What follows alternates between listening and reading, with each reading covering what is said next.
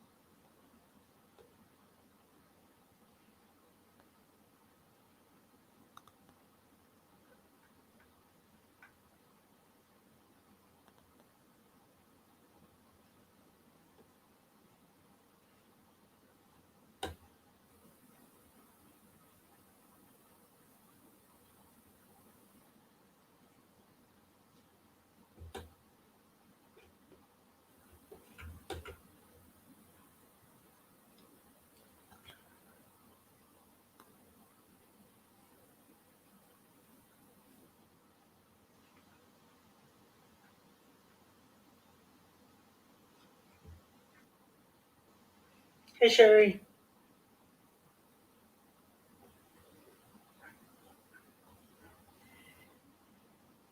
Aha! Very nice. I owe half my channel to Father Stephen.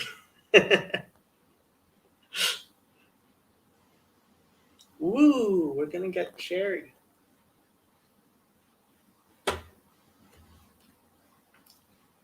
And apparently, my dog thinks her new bed is very quite tasty. I don't know why she's licking it half gone, but she is.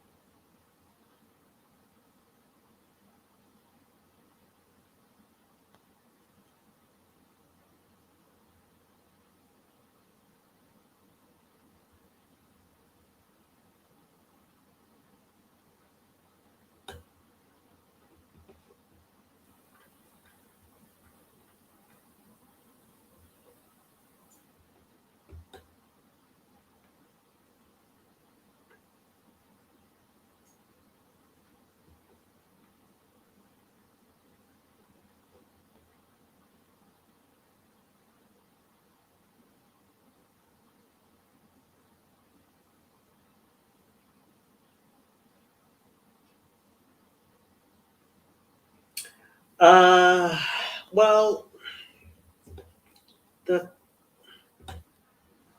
the problem is,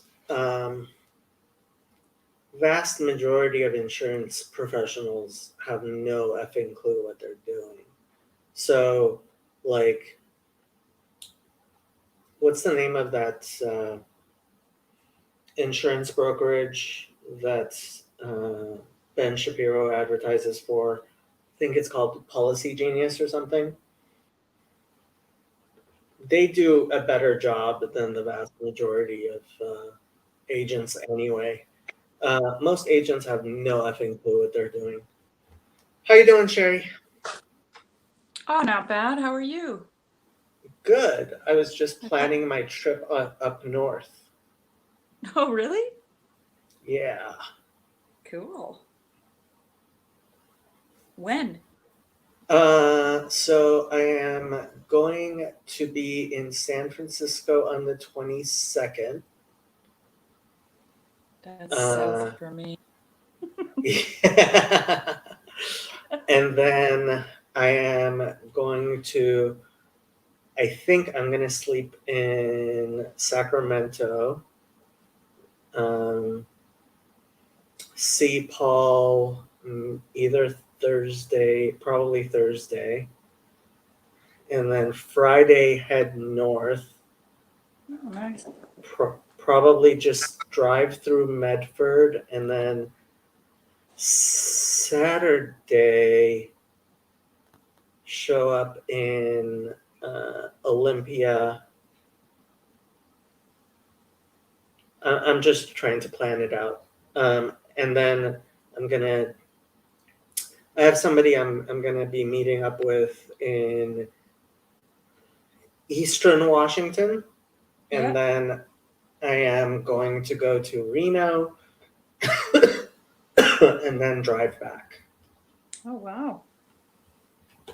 Just for the Yeah. hell of it? Well, these road trips have become kind of like the fun part of my life these Yeah. days. Like Yeah. it, when I can, I go. Um, Cool. Phlebas wants to know. I asked because us laborers were supposed to be replaced by machines a long time ago, but it hasn't happened. Yeah, honestly, I think a lot of people don't really understand AI very well. Um, the people who do understand AI don't tend to have these types of really overly optimistic views the way Paul Vanderklay and Chazi, I think, and others. Like, you have to know how complicated human cognition is. And, like, at the estuary here, we were having a discussion about it, and somebody was like, "My car drives itself." I'm like, your car does not drive itself. It's like, yeah, I own a Tesla. It drives itself. It's like, I'm sorry, you don't quite comprehend the difference between a Tesla driving itself and an actual human being driving. Like, the things that a Tesla can do are analogous to what we do when we're driving and don't notice we're driving. Mm.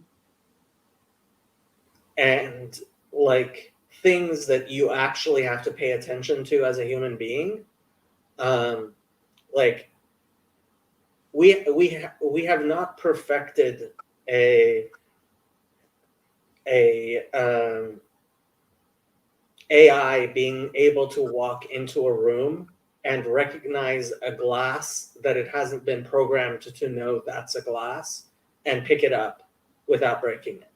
Like, they can't do that. Um, and so people people to some extent overestimate AI and to some extent underestimate it. Like, yeah, ChatGPT is really, really smart and might in fact do a lot of things. But Sam was right when Sam gave this analogy, and I think it was the best analogy. ChatGPT is in essence playing Wheel of Fortune. We're giving it a certain number of letters and saying, okay, fill those up. You know, what goes in the blanks here?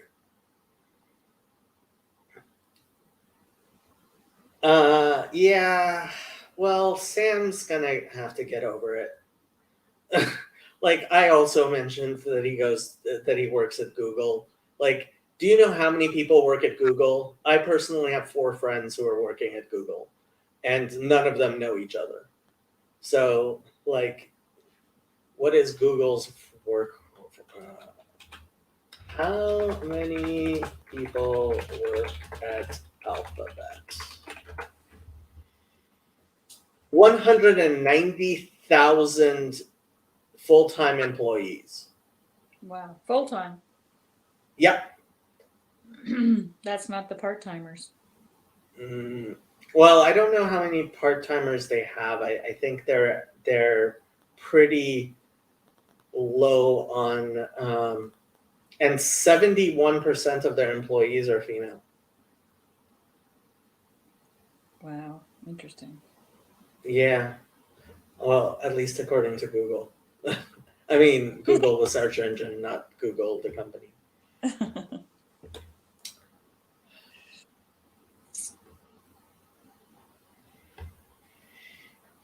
So, what have you been up to, Sherry? Oh, not much. Just typical farm life, house life. Right now I'm knitting a stuffed rabbit, which is not stuffed yet, but will be.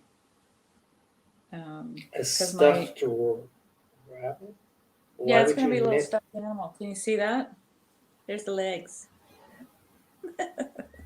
Why are you knitting a stuffed animal? As a Because doll?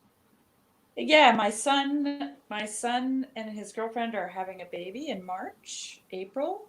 Mazel tov. Thank you.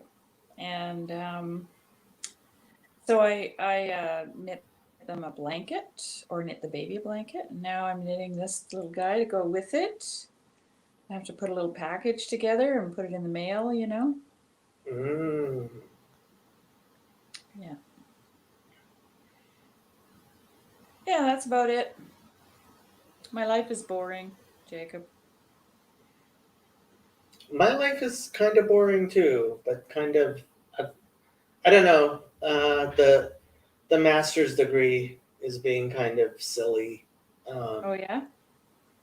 Yeah, I mean, it's just it's it is 99.999% um, jumping through hoops, Yeah. like mindless, absolutely mindless jumping through hoops. Playing the game.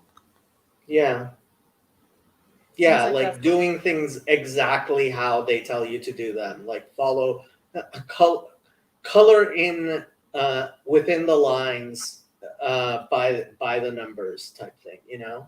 yeah. Yeah. And you can't even choose your own colors. Yeah, yeah. That's. I mean, it really is that, and That's terrible. it's kind of aggravating because like supposedly I am being trained to become a psychotherapist, Yeah. and like nothing I have had I have done so far has in any way in any way prepared me to be a psychotherapist in any way. Yeah.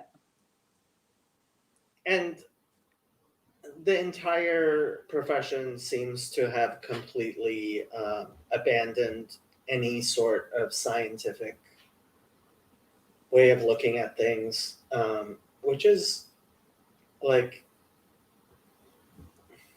I don't know. Are you going to keep plugging on anyway?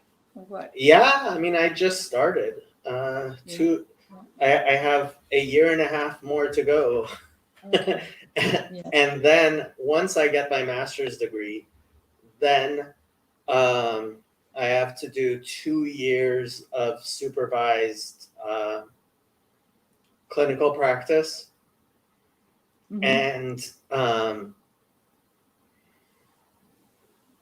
then I get to take a final test, which is supposed to like be the test. I took a practice test already without any studying, without even knowing what it was. I just cold took a practice test. I Yeah. passed it. Oh, okay. So, do you think that by the time you're finished this, if you needed a psychotherapist, that you would hire you?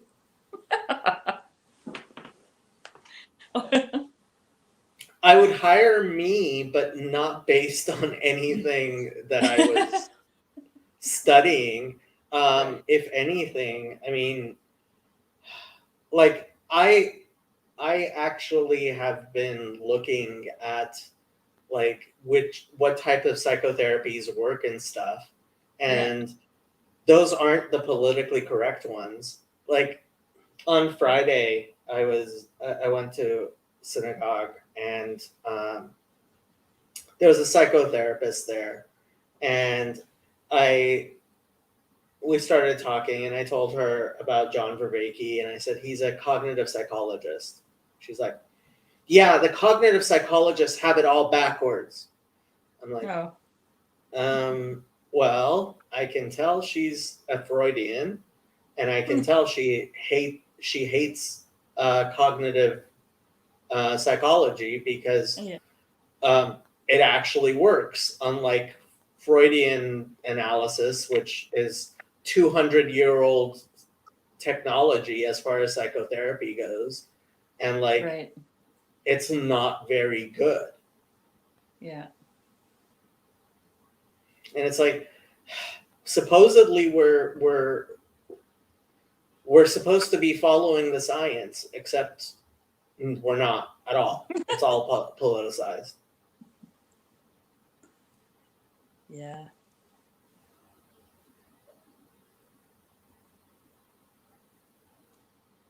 So Happy loves her hedgehog, it looks like. That yeah, those are the only few toys she will play with includes that hedgehog. Yeah. But honestly, she barely ever plays with her toys. She was just laying her head on it, using it as a pillow. Yeah, the other day she played with her red ball for a little bit. It's a pretty big ball. I was hoping she would play with it. Yeah. Nothing. That Kong gets zero use whatsoever, even when I fill it with like bacon treats. Right. She'll, when she feels like it, she'll chew on that hoof that's by her paw. You can barely see it. It's a little black, Yeah. Yeah, I see it. yeah, hoof. And she likes knuckle bones. I used to be able to get cow hooves, like whole cow hooves, with Right. like, but they don't sell those anymore. She liked those. Yeah. Yeah, they like hoof and antler. Antler is nice too. I got her an antler. They're really expensive. She didn't touch it. My dogs find them all the time in the bush because the deer shed them and then they bring them home.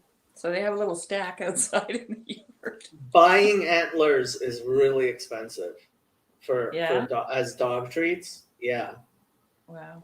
it was like $10 for an antler. Yeah. Probably just a piece of one. Yeah, I mean it was like a, I don't know, 5 inch, 6 inch antler, Yeah. Yeah. 6 inches of antler, and it was like $10. And she didn't chew on it at all. No? No, They say that they're good for chewing on if they have like car sickness. Mm. in the car. But I don't think she does. She travels with you, right? Yeah, yeah. Although when she travels, she barely eats. Like I used to bring enough food for her to eat when we were traveling. Yeah. Now I just bring a little bit of food, and she barely eats any of it. Oh, interesting. CW is making fun of my earbuds.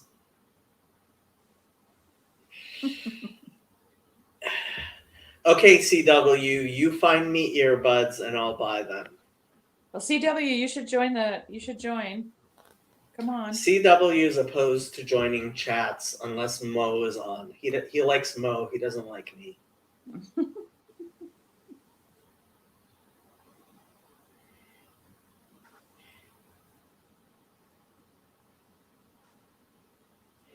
Have you been listening to Mo's Just Chatting streams?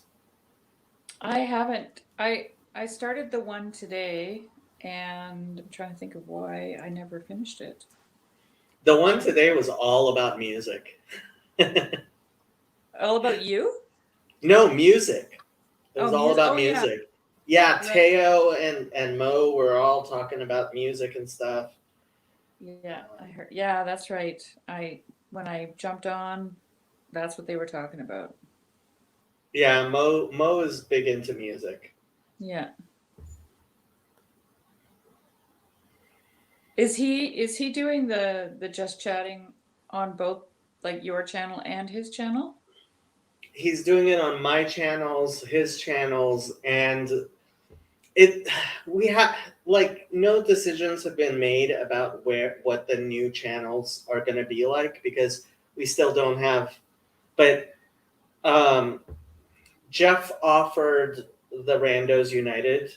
channels, Okay. and when he set it up, he set up a new. So there's a Randos United brand channel, which is just Randos United, and then Yeah. there's the old Randos United channel, which has like these four numbers on it, and he set us up on for the just chatting on the Randos United channel, which like that's the one I think we would want to use, but Yeah. it's not the one people are used to. And like I can see the numbers whenever everybody, even if they start viewing on one of the other ones, they move over to my channel because that's where everybody's doing the chatting in the YouTube Yeah. chat. Yeah. So I don't know how ultimately we're gonna move everything over to whatever the new channel is. It might have to be me like constantly telling everybody who's chatting in my channel, please go over to the other channel until people get used to it or something. But um,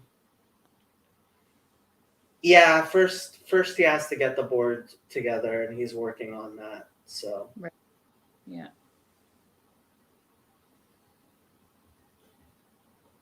but it looks like the Israel trip is going to happen. People are really excited about it.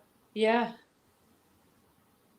Yeah, that's cool. I'm kind of in the back of my mind, I'm thinking, oh, maybe I could do a combination because I checked and to fly from Switzerland to Israel is only 3.5 hours. So I thought, well, maybe I could just go visit my kids, and then from there I could jump over to Israel for Oh the trip yeah, it would be real. It's real cheap to fly to Israel from. from Europe, from Zurich. Yeah, it was like $300, Yeah, or I mean Swiss francs. So yeah. Anyway, um, we'll see. We'll see what next year brings. yeah. Yeah, I mean, deliberately, when we were looking at dates, I suggested February because I know, especially February next year, because it's a Jewish leap year, and Yeah. so there's no holidays then. It's going to be it. It's basically the cheapest of the time of the year, Yeah. so it's going to make it. I think it'll be the easiest for people to make. I mean, it won't be easiest for people with kids because Yeah. it's school's in session. Yeah. But apparently, Richard said Biola's spring break might be right around then, so he might be able to come. Cool. Yeah.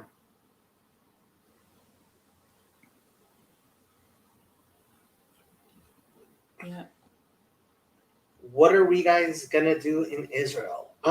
So it looks gonna- like the plan is there's gonna be like touring Jewish sites the week before the Shabbaton, the weekend retreat. And then we're going to have the Shabbaton on Friday, Saturday, and Sunday. And I mean, Mo was talking about getting a Christian rapper and and this Hasidic rapper Nissim Black together for Saturday night. That would be interesting. Where's the Shabbaton going to be? In Jerusalem. Okay. Yeah, the Shabbaton's definitely going to be in Jerusalem. But that's where Chezi is, and that's where Zevi is. So Zevi is already there. So Paul Vanderklay, and Paul said he thinks Pajot would be interested. And I invited Father Stephen, and he said the only reason he might not be able to come, he actually seemed interested, but as an Antiochian priest, in order to go to Jerusalem, he has to get permission both from his patriarch and from the Patriarch of Jerusalem. Yeah. So that might be complicated. Yeah. I heard him say that, actually. Yeah. But I mean, if he shows up, so yeah, Paul seems interested. I mean, he's excited about it, and just Paul and Zevi, that would already be interesting. Do you watch Seekers of Unity? I do. I've been following. Actually, I've missed out on the last two, but the Zohar study I've been watching, and I really enjoy it. It's and then I've watched some, just of Zevi's videos. Mm-hmm. Not as many, like not that many, because I wasn't familiar with him. I heard people talking about him, but I just recently started watching. So he's apparently a friend of Chazi's, goes over to Chazi's house for Shabbat on a regular basis and stuff. So. Nice. Yeah. Yeah. Yeah, so we get a Shabbat dinner at the Shabbaton. Yes. So so I'm pretty sure what I mean, wherever the venue is, because generally people, very few people drive cars in on the Sabbath in Jerusalem. In Jerusalem, and depends where Chazi's going to have it. I mean, he's going to have to find a venue, but it's going to have to be a venue. I would really love for Friday nights for us to go to the Western Wall. The services at the Western Wall are always fun on Friday nights. But I thought women couldn't go. Women can go. Women have to. So the Women of the Wall, that protest group, they aren't protesting that women can't go. They're protesting that men and women don't pray together, that there's Oh. a dividing wall between men and women. Oh yeah, okay.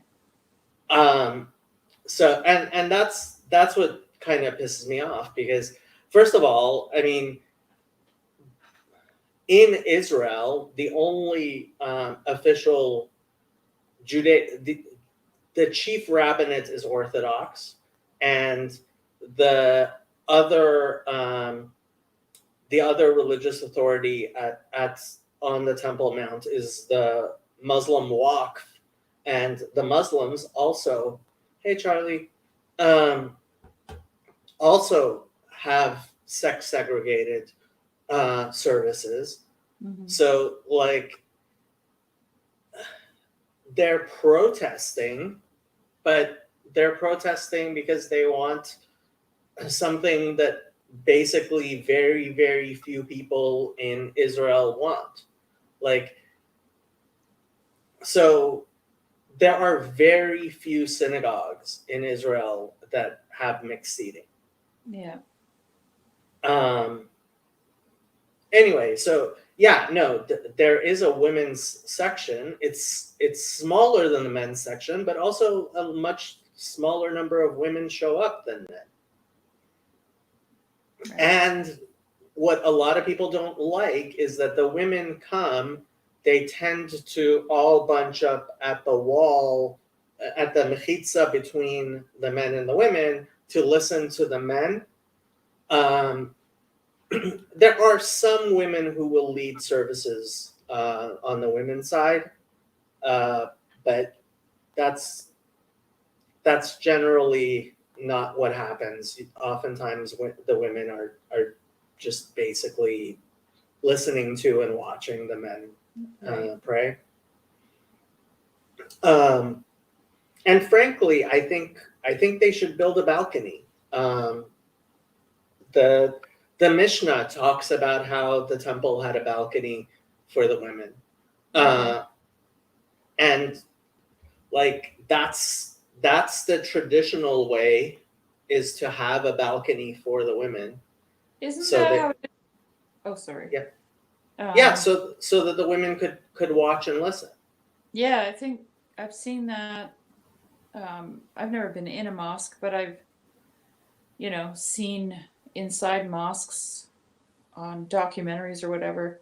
I think they have balconies for women in the mosque too. Really? I think did so. not know that. I don't Let me know see. about all mosques, but I remember seeing that once.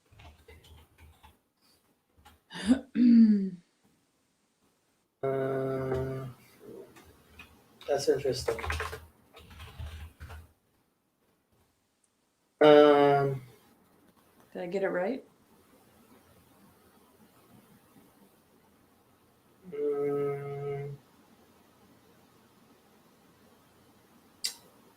Or no? Apparently, there is a mosque here, Fatih Mosque, with a women's balcony. Yeah, I don't know much about this. But a lot of synagogues have balconies Yeah. for women. Yeah. I actually think they should probably do that at the wall too. But the wall is incredibly small. It is really, really small. Although I guess I don't know. Any type of doing anything at the wall is always controversial. Yeah. But yeah, I mean, Friday nights services. Hello, Ashley. Oh my goodness. Heavenly day. The thing is, like, it is such a bother to go back and blur that stupidity. Yeah.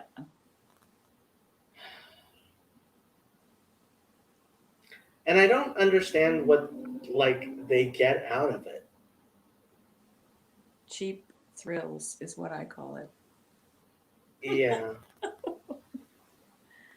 I should Cheap. have been more ready to on the trigger to take it off, but it seemed like it was an actual human being, so It's okay. whatever. You can't corrupt me. It's too late. Well, I'm worried about Charlie. He's only 18. Oh yeah.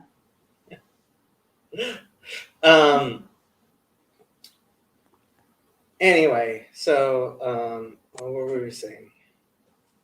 Yeah, so Friday nights I was thinking at the wall, and then we could have dinner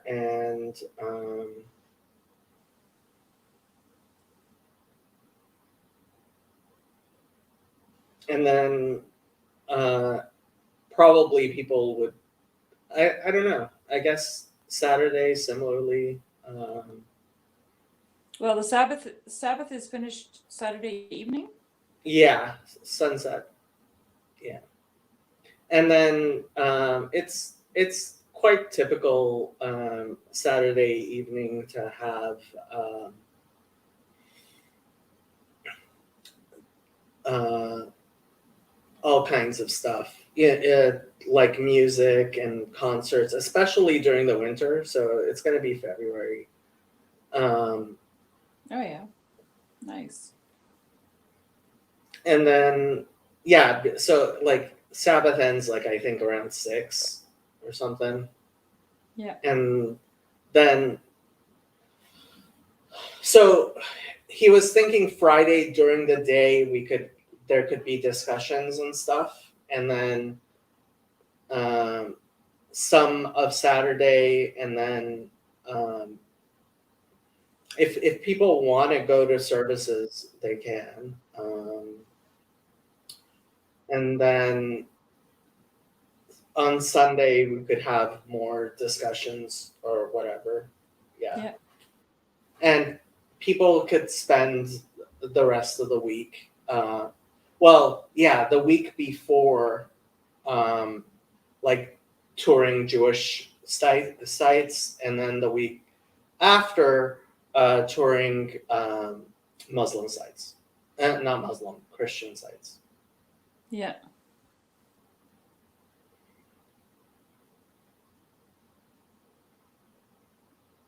Um, yeah, my husband would love to go and check out all the archaeological sites around there. He loves that Yeah, stuff. they've dug up quite a bit around the Temple Mount. Mm-hmm. Yeah, they have these huge, like megalithic stones under there that are pretty impressive. And actually, like the Appian Way and the Arab Shuk, it's like the open air market. It's pretty Mm, cool. that'd be nice. Yeah.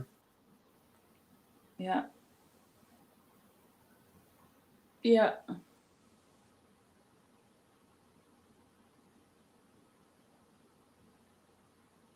I never actually had the inclination to go to Israel just because I'm not into Christian tourism, and that's how it was always presented to me. But to be able to go there and participate Mm. in Shabbat and and to have someone like Kezi and you and um, Zebi there to explain things, that would be just amazing. I would love it. And Paul and possibly Father Stephen. Well, yeah, yeah, yeah, exactly. Hmm. And I wouldn't mind seeing an Orthodox monastery or something really old. Apparently, Zevi, he said he lives near a very beautiful Orthodox monastery. Um, and I mean, you have to go see the Church of the Holy Sepulchre. And apparently, they've done a lot of renovations Yeah. just recently. Is that an Orthodox church? It's under the guidance of four different, like there's a Catholic, Armenian, Oh, wow. yeah, and like it used to be that like the church was in quarters, and so you could only like it. I had never gone, but it was famously divided. But apparently, when they did the renovations, they kind of buried the hatchet a little bit. Oh, okay. Hey, Phlebas. Hi. Hello. Nice to meet you, Sherry. Yeah, you too. My mic's working okay? Yep. Yeah. Mars Saba. Yes, Mars Saba is. I have if you want no to hold idea it, what that is. Mars Saba is oh gee. There's something about Ooh, Mars Saba. yeah, the monastery at Marsaba. It's I'm a very looking. old Orthodox monastery that's still functioning, as far as I know. But how far away is that? Marsaba. Where is Marsaba?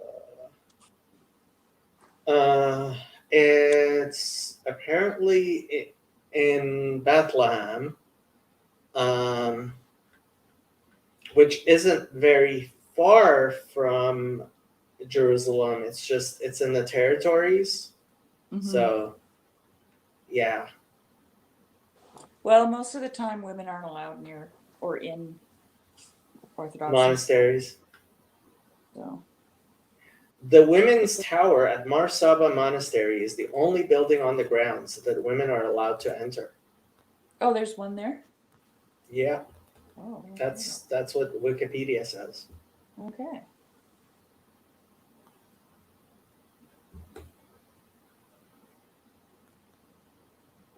Yeah, no women on Mount Athos, apparently.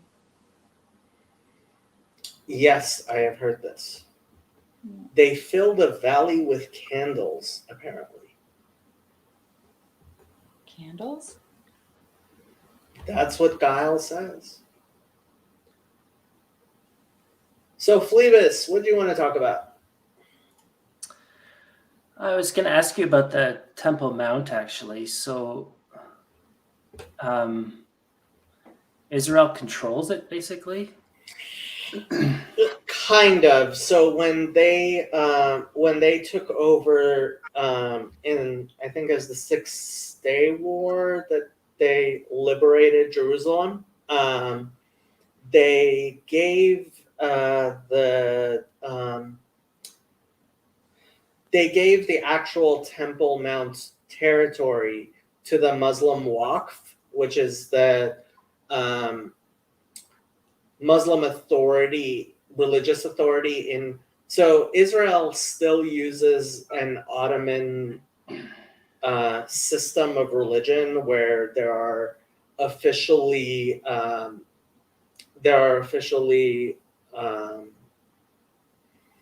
sanctioned like religious bodies. Like there's the chief rabbinate, which is the only actually officially sanctioned Jewish body, and there are official Christian denominations which are allowed, right? Religion is highly regulated in Israel. And there's the Muslim Waqf, and they control the actual Temple Mount because that's where the two mosques are there. Yeah, I guess that was my question, sort of like there's been enough fighting that at no point did they think, let's take this back over, or? Well, no. There was, I mean, this is after, so when Jerusalem was in the hands of Jordan, like they burnt down a bunch of yeshivas, they they excluded Jews from Jerusalem completely. They didn't allow Jews even to go to the Western Wall. So when Israel took over militarily, they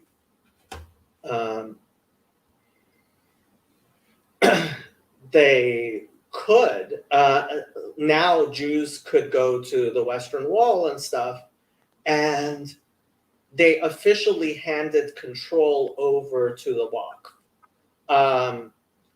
Over the past, I don't know, 10, 15 years, there have been Jews who've been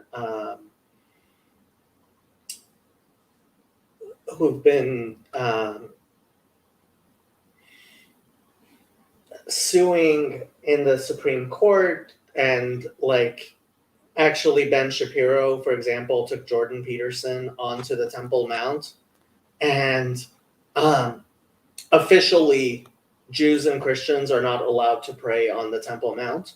Like, that's the law. It's illegal for Jews and Christians to pray on the Temple Mount. And so Ben Shapiro did pray on the Temple Mount when Jordan Peterson was there. And Jordan Peterson kind of You've got to ask if he counts as a Christian. Probably Well, in their eyes. In their eyes. in their eyes, he's definitely a Christian. Yeah. And he put out a video about it because he kind of said, you know what, whether or not I did pray, like, how are you going to know, and what are you going to prosecute me for, you tyrants? Basically, yeah, that was his response. He's like, He kind of forgot he was in a completely different space. It wasn't politics and. Well, I mean, it kind of. This is Ben Shapiro, and it's part of what I am not happy about. He is extremely Zionist. Yeah. Oh, you mean Shapiro made that statement, or Peterson? Peterson made the statement. Yeah. Shapiro actually held a prayer service with some people on the Temple Mount. Yeah, daring them to arrest him, which they didn't, of course. It's a political stunt. Yeah. That's not good. I mean, most Orthodox Jews say that Jews are prohibited to go onto the Temple Mount anyway, but he belongs to a group of rather particular people who believe that Jews can and should. Who, Ben Shapiro does? Yeah, Ben Shapiro and Chezi, I must say. Although Chezi says it's not a good idea, he doesn't see any problem with it. He just thinks now's not a good time to do something like that. Chezi actually believes that should there be enough agreement, we could build the temple ourselves. And it's like, no. He said I was praying, if you mean I was acting in accordance, yeah, to the logos. His video was actually kind of interesting. Peterson's. Yeah, Peterson made a video because people were outraged about it.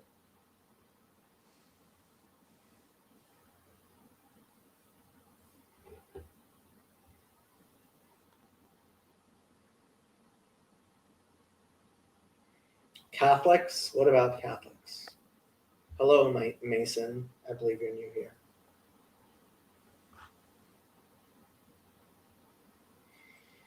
I got in big trouble in India once. I'm trying to remember where that was. It was in Delhi somewhere. It might have been in the Red Fort, but there was this ancient site of a mosque, and it was a ruin. And most of it, like, there was a few stones laid out, but most of it was grass. And I was just walking around, right? And suddenly there was this man just screaming at me. because I was standing in some portion of the mosque that I couldn't see, right?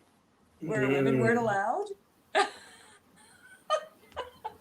And I had my shoes on. Oh my goodness. But it was just literally grass. Okay? Outside.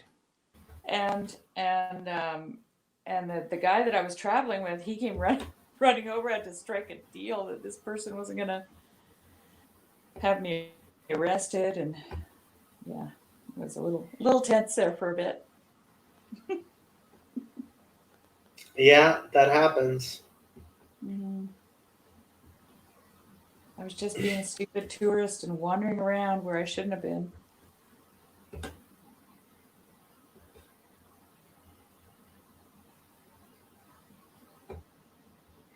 Okay, Phoebus, say something interesting. Okay.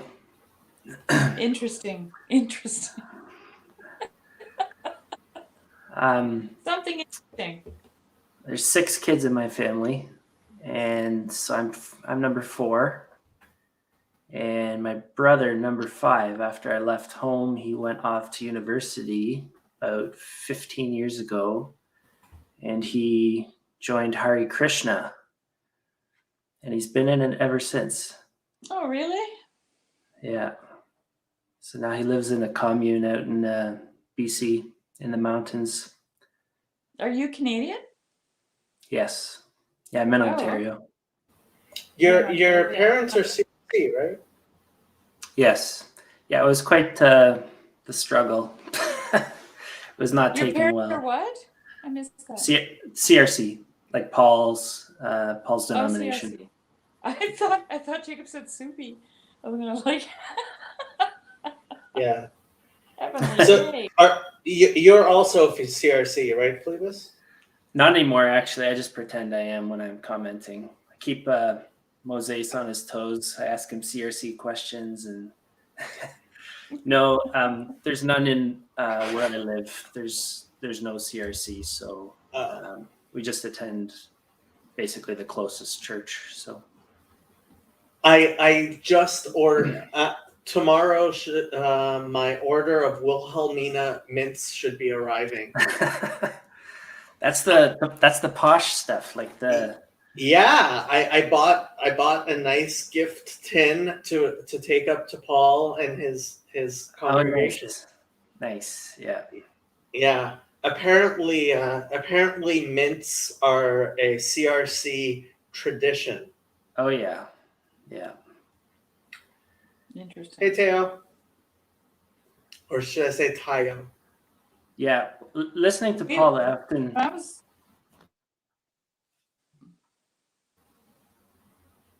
Go ahead, Sherry. When I was a kid, we lived in Michigan for a year and a half. When I was about 15, and we went to a Dutch Reformed church in Holland, Michigan. Yeah. And yeah, I just remember. I don't remember much except we got invited to lunch from this Dutch family, and they had a goat farm, like a huge one, like hundreds of goats.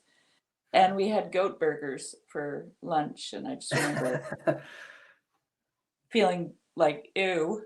Little did I know I would end up, raising them myself. But yeah. I don't know. All the denominations are sort of like the Dutch Reformed and the CRC and the US. They're all different. There's, I don't know what that one would be. Most of them are more conservative. Yeah, I think this was probably the most conservative one my father could find, because my parents were Plymouth Brethren. Okay, yeah.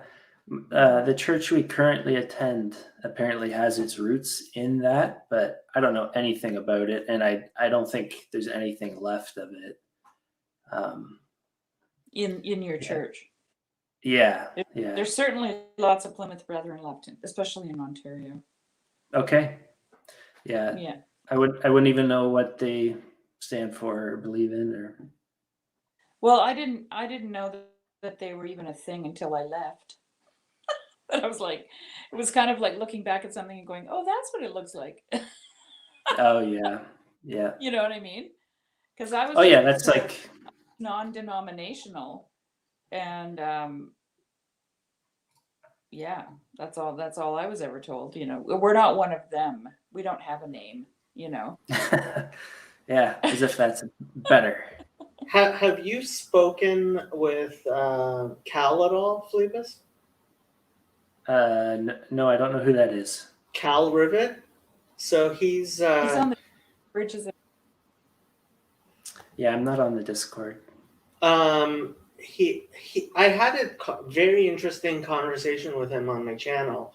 The funny thing is, apparently we have the opposite sleep disorders. So the hours when I am awake, he's not functional, and the hours when he's awake, I'm not functional. So it was really hard finding time when both of us could be like awake at the same time and talk to each other. But he actually grew up Hare Krishna, Okay. and now I think he's an Orthodox catechumen. Okay. No, I think he's thinking about becoming Catholic, but I don't actually know what he's decided to do. I haven't talked to him for a while. Yeah, it's strange listening to Paul because the CRC is quite a bit different down south. Is like everyone I knew is Dutch, like literally everyone, and like I didn't know people over 50 didn't have Dutch accents, like so. Yeah, it's yeah, you definitely look back at things differently now that I'm not in it. You kind of like a lot of the stuff we talk about it here. You kind of miss that community. When we were in it, it was like a big negative. It's like, oh, everyone's Dutch. Nobody new ever comes, blah, blah, blah. But now I kind of miss how tight it was. It was definitely like a stronger church setting, community-wise. Like a family. Yep. Yeah. Yeah, communities are like that. Ever interacted with Redeemer in Hamilton or ICS? I have no idea what those are. Yeah, so my my oldest brother, well, different extended family, but my oldest brother went to Redeemer and actually worked at the ICS. And I have a cousin, one cousin right now at Redeemer. So yes, I should be watching the chat. Yeah, the ICS is the Institute of Christian Studies. I don't know what they do there. I don't think it is actually associated with Redeemer directly. Redeemer is a church or a college? Oh, no, yeah. So like Calvin College, Paul talks about, but in Canada, there's Redeemer University, which is the CRC one up here because it's way too expensive to go to Calvin if you're Canadian. So like university up here is like, tuition is like $7,000, whatever it is, something like that. So it's a whole different. Redeemer, you'd have to live on campus, so maybe say like $15,000 compared to whatever Calvin would cost. Well, my one of my goals in life is to get Calvin renamed Servetus University. Oh, I know. I've watched enough. Yeah.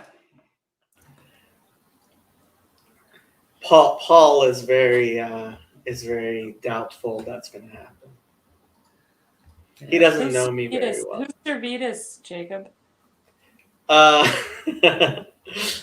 You really don't know? Michael Servetus was a Unitarian reformer during the time of Calvin and Luther. And he went to Geneva, and Calvin had him burnt at the stake. Oh. All that Christian love just going around.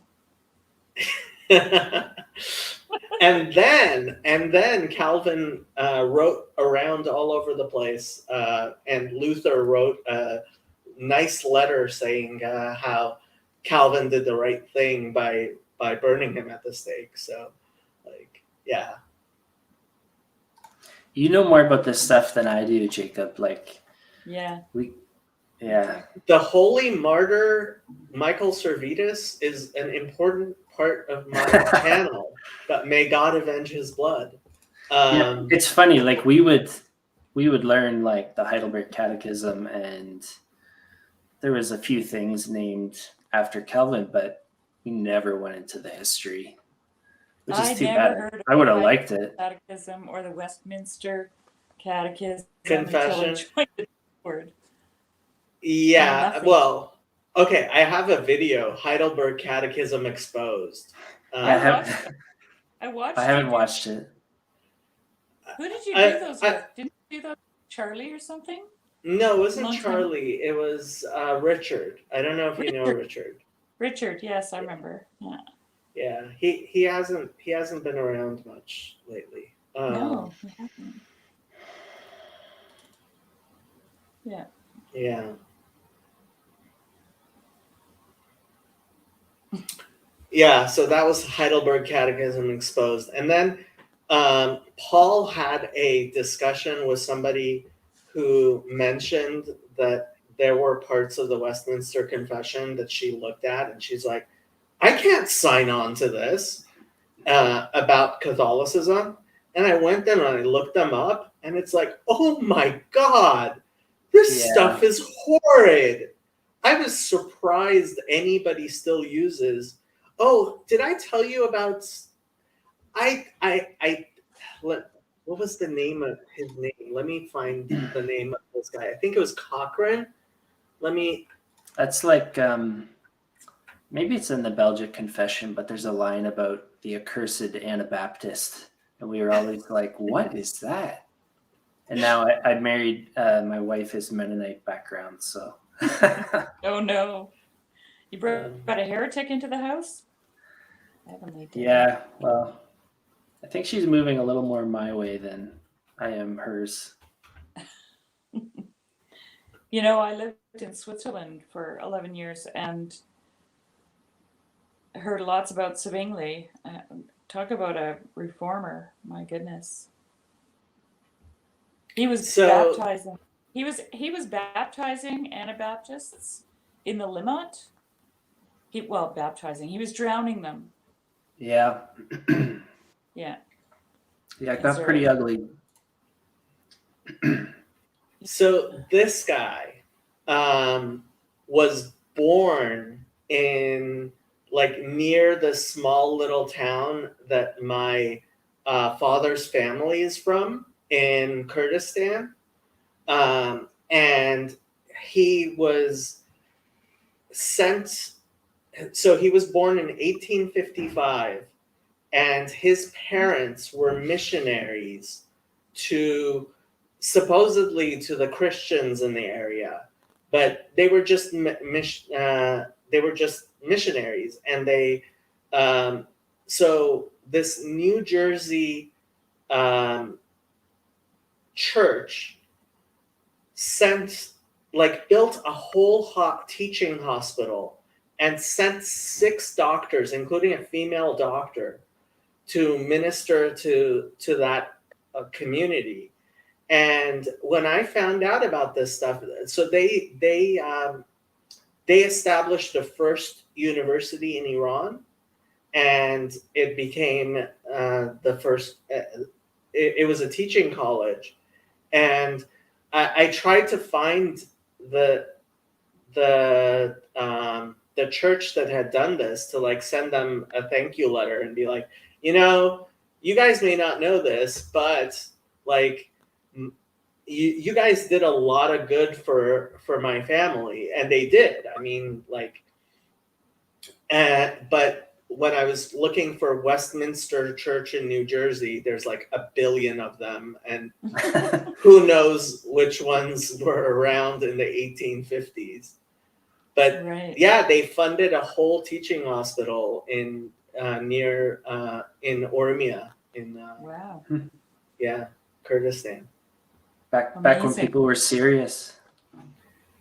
Can you imagine in the 1860s, 6 doctors, like medical doctors, right after the Civil War in the United States, picking up and going to rural Kurdistan, which was completely war torn, like that. Wow. The Persians, the Russians, and the Turkish were constantly at war in that area, and yes, that's what Phlebas looks like, Garth. And so he wrote a diary which got published, and you can read it online. I looked at it a little bit. I didn't read too much of it, but so he kept a diary, and I told my dad he should. I think he should translate it to Farsi. I don't think the diary's been translated to Farsi yet. Yeah, the world is so much smaller now. Like I was talking to my grandmother, and she was saying when they left, it was like she kissed her grandparents goodbye, and it was like, "See you in heaven," because they, you immigrate and you don't expect to ever come back. And now, yeah, like Chad's point about how quickly everything's accelerated. Now they could go back to Holland anytime. Yeah.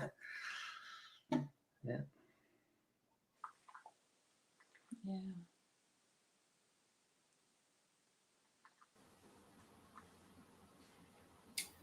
People are curious about the literature on the bookshelf back there. Well, there's People like Game of CW. Thrones. My bookshelf or Phlebas's bookshelf? I don't know what's on Phlebas's bookshelf. That's the kids' bookshelf. So Oh, I have part of one of many. I have Game of Thrones. A friend of mine wrote the book First to the Party, which you probably have never heard of. Don't Burn This Book by Dave Rubin is up there. Beyond Order, which my sister bought me and I haven't read it yet. Strange Death of Europe, I haven't read yet. There's so many books there I haven't read yet. The bottom shelf has some of my Jewish books. The Mishnah Berurah there, Yalkut Yosef, which is a Kitzur Shulchan Aruch, not that you know what that is. The Ben Ish Chai, a few volumes of Talmud. I don't have a complete set. That bookshelf has my D&D books in it. That's most of the stuff. Yeah, bunch of books I haven't read.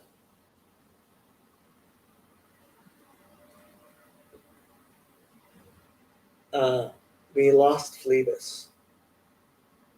Oh shoot. Phlebas, your father, Phlebas? Yes, I have three kids. 3 kids. Wow. May I ask how old are they? The oldest is 7, 5, and 3. Nice. I was just talking to somebody today, and she's working part-time for a lady who has a 5-year-old, a 3-year-old, a 2-year-old, and just had triplets. Yeah. Here, this is for CW. There you go. Jesuits in space. So, when I was in the Hasidic community in Los Angeles about 20 years ago, so in the Hasidic community, they get married young, like basically at 18. And this couple got married and they generally do not use birth control unless there's a reason for it. So first year of marriage, she gets pregnant, has twins. Yeah. next year, and generally, so as long as you're breastfeeding, you don't like that's the Birth control. extent of birth control most Pacific couples use is she's breastfeeding. Generally, she won't get pregnant, and so apparently she got pregnant the second year of marriage and had triplets. No. So they were 20 years old and they had 5 kids. That's my theory, though. You should do it quickly and get it over with and get into the next phase. So you're not getting any Yeah. younger. My rabbi's wife just gave birth to their 10th. She's 2 years younger than me. Wow. Wow. Yeah. Did you like the sparrow? What is the sparrow? This one. Oh, okay. Yeah, Garth says, It's been a while. I must say Sherry is doing a good job balancing the lack of hair on this channel. Hey, Tiffany. Hi, Tiffany.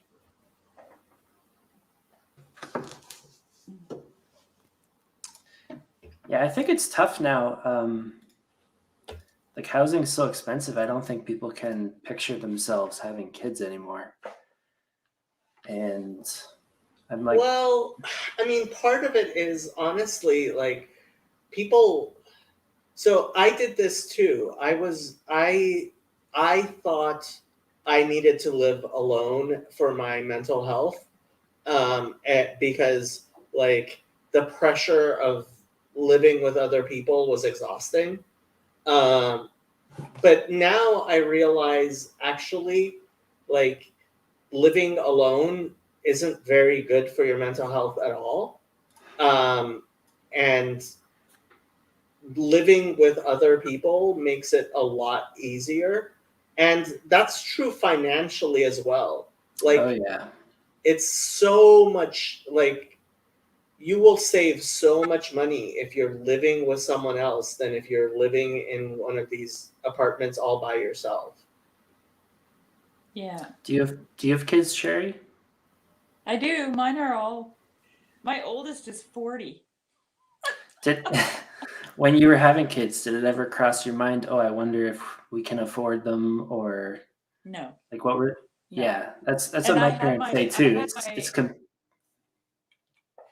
like when I had my oldest, I was pregnant at 19 and had her when I was 20, and I wasn't married, and it wasn't cool to be a single mom at the time when I was, and I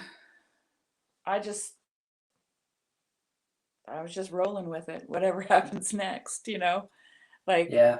certainly wasn't gonna have an abortion or give up my child or whatever, and I just, I mean, people just manage, right? Like, I don't know. Yeah. I kind of think that people worry too much about, Well, hasn't it changed? huh? Like the attitude has changed, hasn't it? The attitude Like of people, having a like people family. worry a lot more, and everyone brings up money, Yeah. and like they're all They delaying think they can having be ready kids. for, like, they think they can be ready for children, and they think they can be ready for marriage. And I'm sorry, but you're never ready for those two things ever. You're never ready. How can No. you be ready? It's like saying you're ready. I don't know. You can't be ready. There's no way. How can you be ready? You can't get ready. You have to do it. Then you're ready. Then you're not ready at the same time. Yeah. You're as ready as you'll ever be. The one thing I can say is I agree with Flevis about having children young, because, and I think Jordan Peterson makes this point too, and I remember when he made the point, I was like, oh, thank God somebody said it out loud. You just get these hovering, worrying parents, because the older you get, the scarier the world is, and then they're afraid of everything, right? But when you're young, you're stupid, and you just think, you don't know what you don't know, right? So you actually give your kids more freedom to make mistakes and be who they are, and you have the energy to run after them when they're about to run off the edge of a cliff or fall out of a tree or whatever, you know? So I don't know. I just think it's better to have them. I think we're designed to have children from a young age. Yeah, I agree.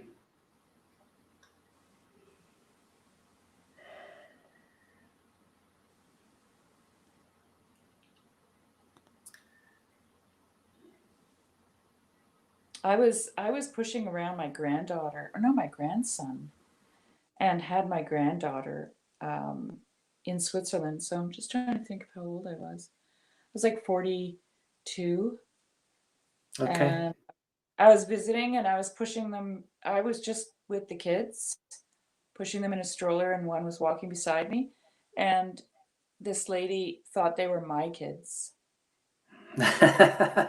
Yeah, I'm like, oh, they're my grandkids, and she couldn't believe it. yeah. Yeah, those pictures of people who are like they get 5 generations in the same picture, that's going to become rarer and rarer. Yeah, yeah. Yeah, the whole grandparent phenomena, they'll just be like ghosts, you know, to most of those Hey, kids, Fezzy, right? we were talking about you. Yeah, Kezzy, you have to come and jump in. I was hoping you would show up. Well, he has to drive his kids to school right now. Oh, that's right. What's the time? Is it the same as European time, the Israeli time? I think it's 9 hours Yeah, it's the same then. ahead of what us. So Yeah, so I don't know if I finished answering your question, please, but I have 3 kids. I have Okay, 2 girls, oldest and youngest are girls, and the one in the middle is a boy. And nice, my son is having, and I have 3 grandkids. So my nice. oldest daughter has 3 kids, and I got one more grandchild on the way now. My son and his girlfriend are having one. So Fezzy says it's 7:15 there. 7:15. Yeah. So that's oh yeah, you guys are West Coast. I was going. That's only 7 hours. Yeah, it's like, what time is it for you? 9 It's just midnight. after. Yeah, Midnight. I have to go to bed soon. Yeah. What does your wife think of you spending all this time on the internet? Oh man, she thinks you guys are really weird. No, I don't know. She kind of gets it. She introduced me to Paul. I didn't really want to listen to him because I know all about CRC pastors. So, but anyways, I really enjoy it, and yeah. But then she'll like walk past the computer, and there's like Chad with his mask on, and she's a little bit. So Chezi's wife calls us Chezi's Jesus friends, and that includes me. So I'm one of Chezi's Jesus friends. Yeah. That's hilarious. Yeah. I typically work alone though, so I get a lot of time to listen to stuff. So What do you do? I'm a carpenter, Oh, so Nice. I do a lot of finish work, mostly interior stuff. So just inside all day with like earmuffs on, basically. Yeah. So so are you planning on working with Michael's Tectonic School? no, I'm waiting for the document. I don't know what it's all about. So I mean, the main idea is it's going to be like a curriculum for tradesmen to be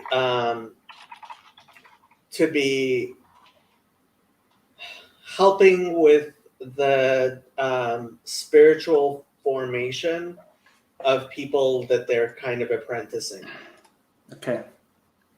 Yeah, that's how I understand it. And like I think it's a great idea. Mo thinks it's a great idea. I think it could really be it could be something that could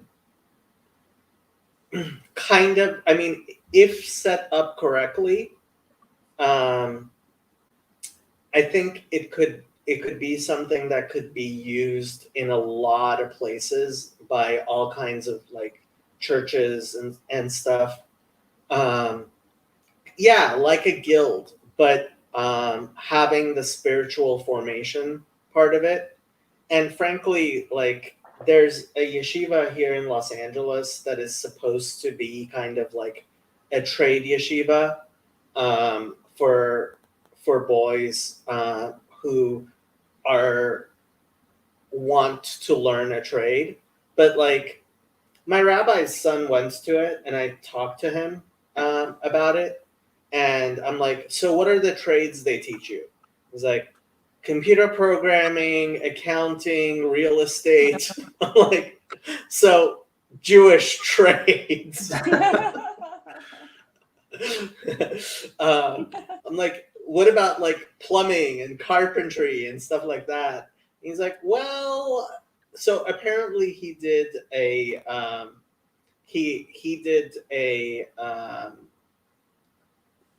what did he say? It wasn't plumbing. It was kind of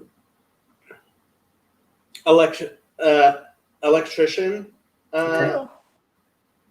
stuff, but he didn't like it because of all the dust and stuff. It's like, Yeah. It's tough. It's not for everyone. yeah. Banking, that's a good trade. Yeah, a lot of people romanticize the whole working with your hands thing, but it's, I mean, if you do it for 5 years straight, it gets pretty unromantic generally. So it's tough. There's a lot of people who get into it with those ideas, and it's kind of fun, but then they seem to hit a line like at 5 years where they got to decide, okay, do I do this for the rest of my life? Like outside in the snow, freezing maybe all day. Yeah, I don't know. Well, Los Angeles, you at least don't have to worry about that. Yeah, but and I can't take the sun, so I have to say, like, it is like tradesmen are really difficult to find. I can't get even a carpenter to like. I had somebody come in. I want to redo my bathroom. He didn't even bother sending me a quote. no. It's No. Like, yeah, wasn't worth it. no. I was in the office for a while. And yeah, you basically go for jobs where you're not competing. So if somebody says, "Oh, I'm getting 3 quotes," you leave because it's not worth it. You don't want to be the lowest guy anyways. So Well, I wasn't even so. This guy had done work for me in the past. I wasn't. It wasn't even that. He's just too busy, and the job was too small.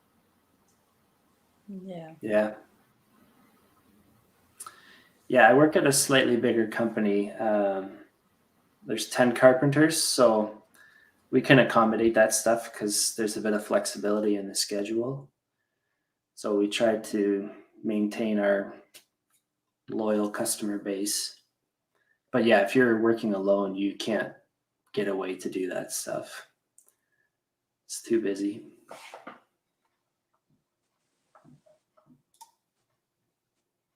I'm going to sign off, Jacob. How dare you? Good night. My eyes are falling. I'm like, time for sleepies. See you guys. See ya, Sherry.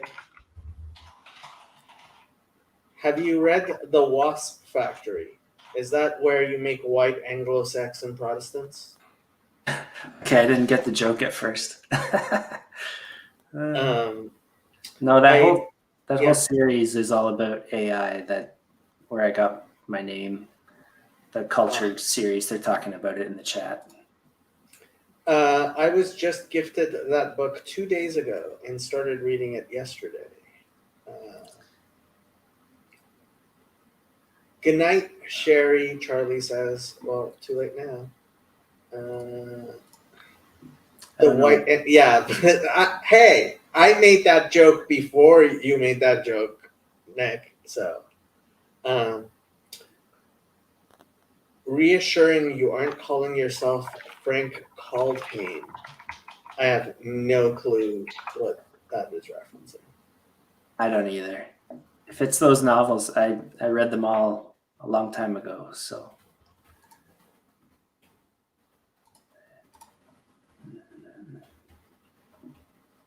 CW, you should jump in. You don't have kids, and your wife doesn't like you very much. That was a joke. Oh, I lost my camera. It's because you're so pale.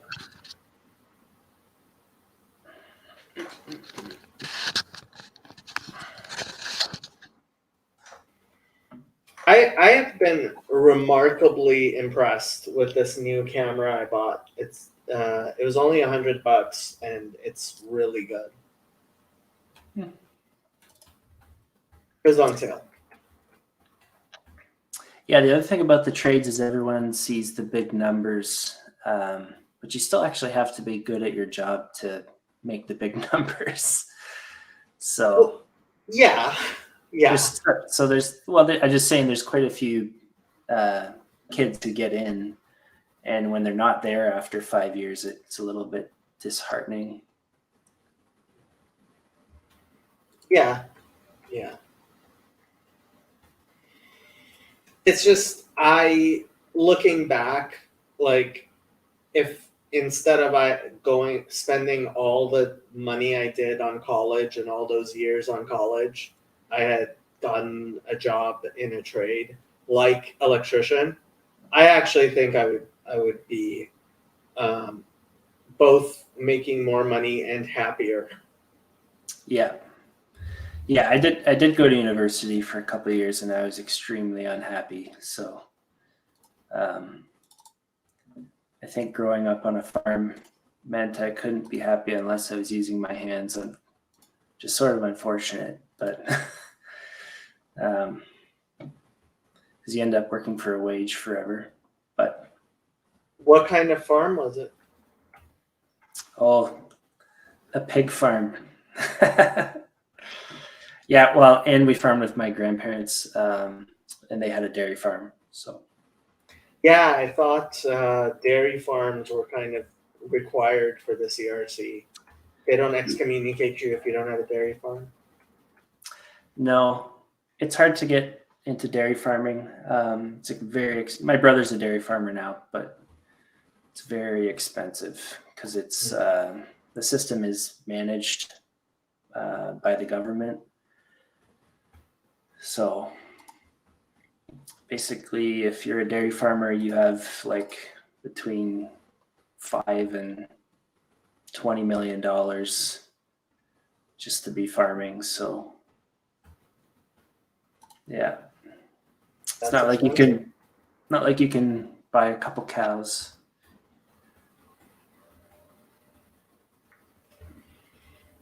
Yeah, CW is actually really interesting when he bothers to come on. He just doesn't like us very much. So. Yeah. Well,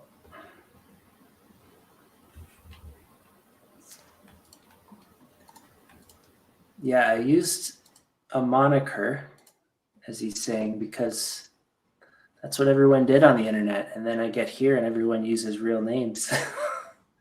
Yeah, I used to use Arduous. That's what I used for like 20 years. And for a long time, like on Discord, it was Jacob, and then in Arduous. But then finally I went, you know what? Nope. Full first name, full last name. You wanna call my cell phone right here? Go ahead. Just Google my name. You can find my cell phone number. Charlie, yeah, it's a lot like when your name is Charlie Campbell, it's quite different than when your name is Jacob Federacci. Yeah, I've got a name too. You could Google. There's maybe 2 of us in the world. So There's my cousin Jacob Federacci. He spells his name Fatoo, and he was a guitarist for Ashley Tisdale. So he was a rock star.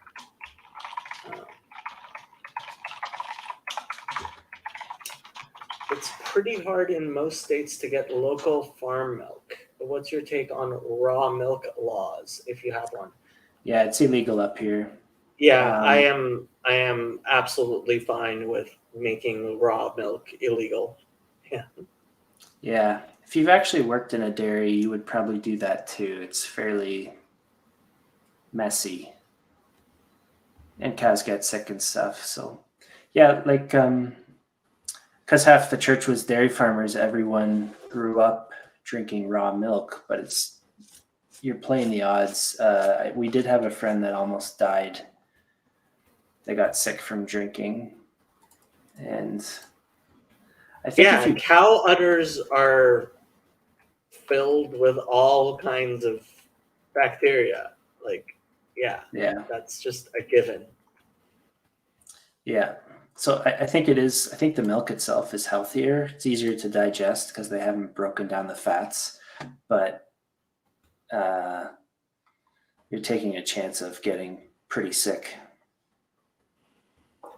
especially in the like dairies now that are just massive. Cows are quite a bit dirtier. Yeah, It's yeah. not like your little farm with your straw bed. If you watch, so there are two. I really like this channel. Actually, she's near Toronto, called Sheepishly Me. She's a sheep farmer in Canada. Mm-hmm. And there's another channel I only watch sometimes, which is this guy who does he's like a hoof doctor type thing. And Yeah. Oh yeah. when Yeah. when you see the condition that like those cows' hooves are in, like, oh my god, yeah. Yeah. It's farming. Sharpay from High School Musical? I have no clue what you're saying.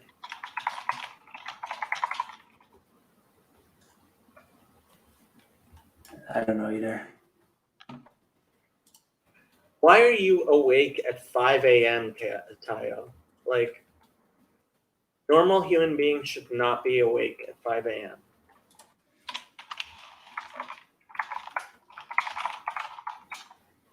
Okay, I gotta go. It's very late. Good I night. thought I'd stop in. Thanks, Thank you. Jacob. See ya. See you later.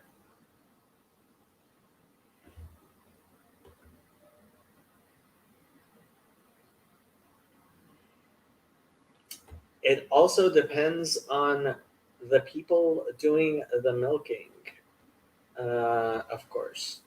I've seen how local farmers take sanitary precautions before milking them. Yeah, honestly, like,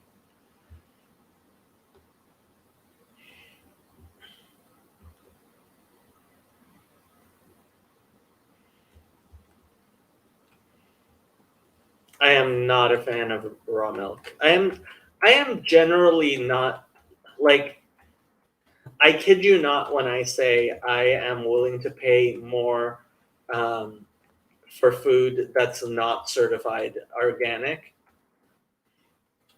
And I once took a picture where at Costco they had organic lettuce and normal lettuce, and the normal lettuce was like 4 cents more expensive than the organic lettuce, and I deliberately bought the normal lettuce, not the organic, because like I prefer chemical fertilizers. Thank you very much. I I like pesticides in on my food. Thank you very much. Um, like, and if if you actually follow the um, food poisoning outbreaks, it's always at restaurants that are using organic stuff. Tayo, how you doing? I'm good. How are you? Good. Garth is on his raw milk soapbox. I can't relate. I pick up the milk from the local supermarket. Oh, you know what was so interesting when I was in Paris? I went to the local store to get. I was going to be there a whole week, so I went to the local store to get cereal and milk for breakfast. So I found cereal, and like I'm looking for milk, and I can't find it anywhere. And I went and I asked them for milk, and they point me to a place that's like not close to any refrigeration whatsoever. And I'm like trying to remember cafe au lait. So like lait must be milk, and I'm like trying to say lait because like I cannot find the milk. I could not find the milk. It was the first time in my life that I have bought milk and it wasn't refrigerated. It came in this plastic bottle that was not refrigerated. Is that a long? We've got those here, but they're in cartons. There, The it last was, one. yeah, they're called hyper pasteurized or something. So like they don't need to be refrigerated. Yeah. It was the weirdest thing in the world. Like it took me half an hour to understand where they were pointing to, where the milk was. And in Israel, the milk comes in bags, so everybody has these pitchers where you can put the milk bag and like pour it out Why? because paper is really expensive in Israel. Toilet paper is really expensive. At least it used to Really? be. Yeah, so all kinds of paper. Because, okay, you have to understand, Israel was, for the longest time, boycotted by almost every country in the world. So only things that they could grow themselves, right? Or ship in from the United States or something. Yeah, Charlie, you came on once. I thought you came on once. I'm pretty sure you did it. Jump on, Charles. Yeah, Charlie, jump in. Oh yeah, CW. What's The white Anglo-Saxon Protestant factory. I see.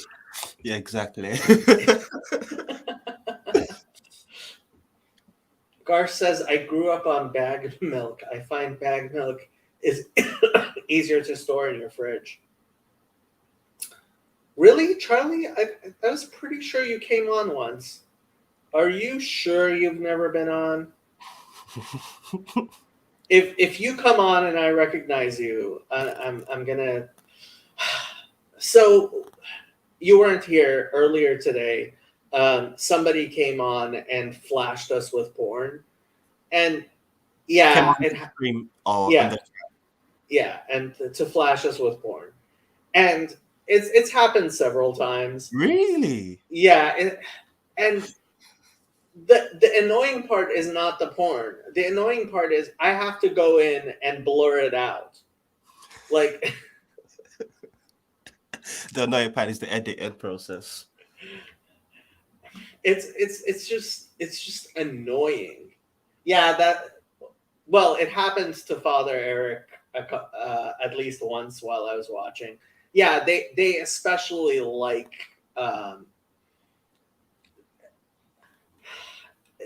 I don't know if it's some sort of atheists, but they especially like jumping into streams of religious people and like flashing them.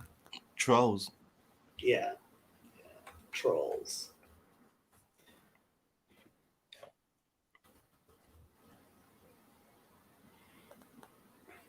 Yeah, the trolls. I mean, they specifically look for small streams because small streams are more likely to let them on without any sort of vetting.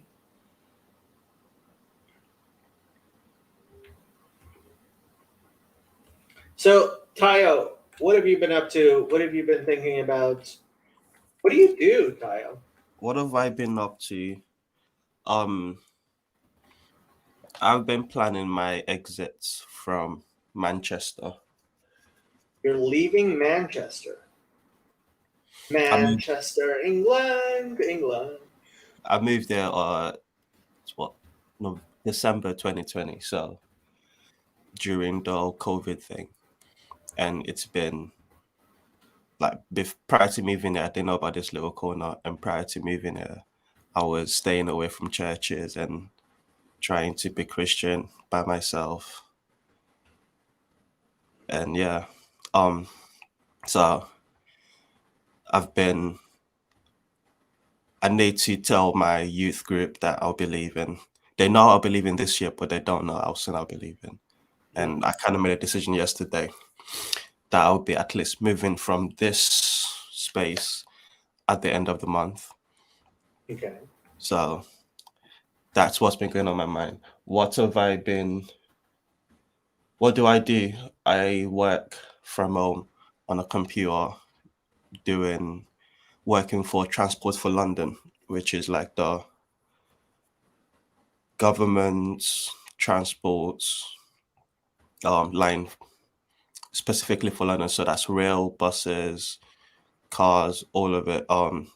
My company Capita basically has the contract to police that. So we've got access to all of the CCTV cameras in London, and just it's pretty cool. But You it's have access to all of the cameras in London. London's like the most surveilled city in the world. we have access to the ones that are relevant to TFL, which is Okay. still quite a lot because they're Yeah, no. I mean, everywhere. Yeah, London is the most surveilled city in the world. It's like worse than Beijing and like yeah. Pyongyang. At every turn there's a camera, and because you get people challenging, disputing the penalties they get, and they request if they're smart they'll request video proof, and then the admin people will come to us, and then we have to go through, look at this angle, like this one, you get better, clearer things. So that's what I do, but I do that because it pays the bills, not because it's anything I'm gonna progress in. Well, I mean, paying the bills is a good thing to do.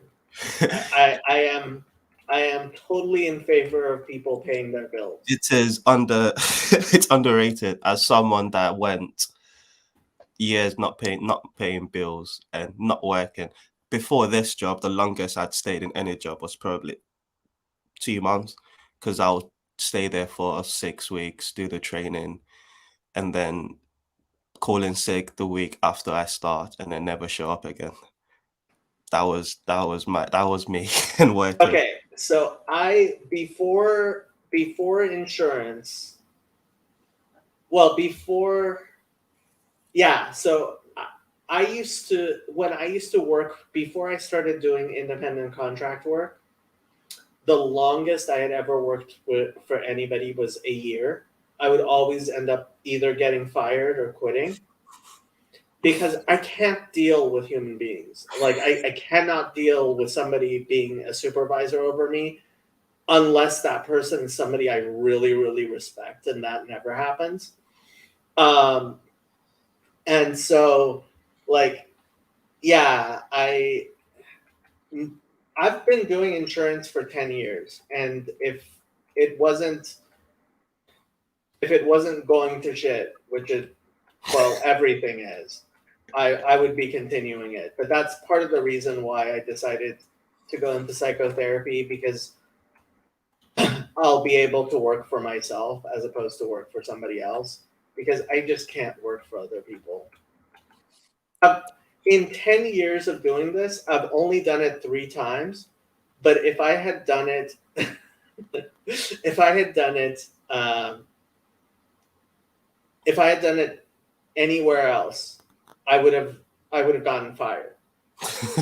I had customers who were just being enough of, that I hung up on them.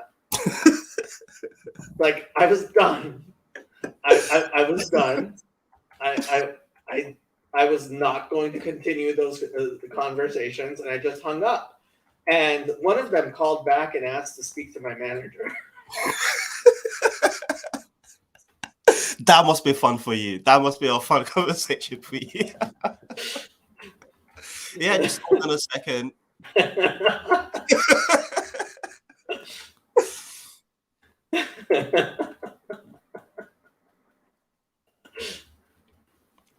Be your own boss. Become a psychotherapist. God says he's amazed. He's amazed at the sheer population that we've got in the UK. I'm amazed at the ridiculous size of the United States. I can't get my mind around it. Have you been to the United States? There are vast areas of like nothing. Right? Girl boss Jacob is hilarious. There, I mean, like in the middle of Los Angeles, there's an actual forest.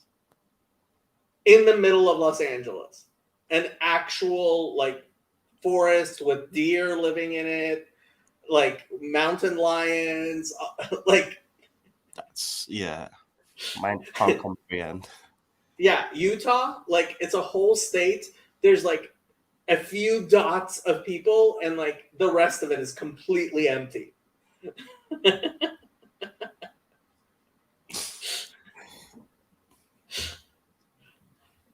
Each state is pretty much a European country. Exactly, and there's 50 plus states. That's insane. Well, yeah, I mean, it depends. Some states, the fact is, we really need, some states needs to be, the Dakotas need to be unified into one state. How many others? Just north and south? Some states, there's North Dakota and South Dakota. Some states, like, are so much smaller that they really shouldn't have even one representative in the House of Representatives. So we have 435 members of the House of Representatives, and the states get numbers of and some states like Alaska don't have enough people to even have one representative, but every state gets a representative. And then there are states like California, which has 50.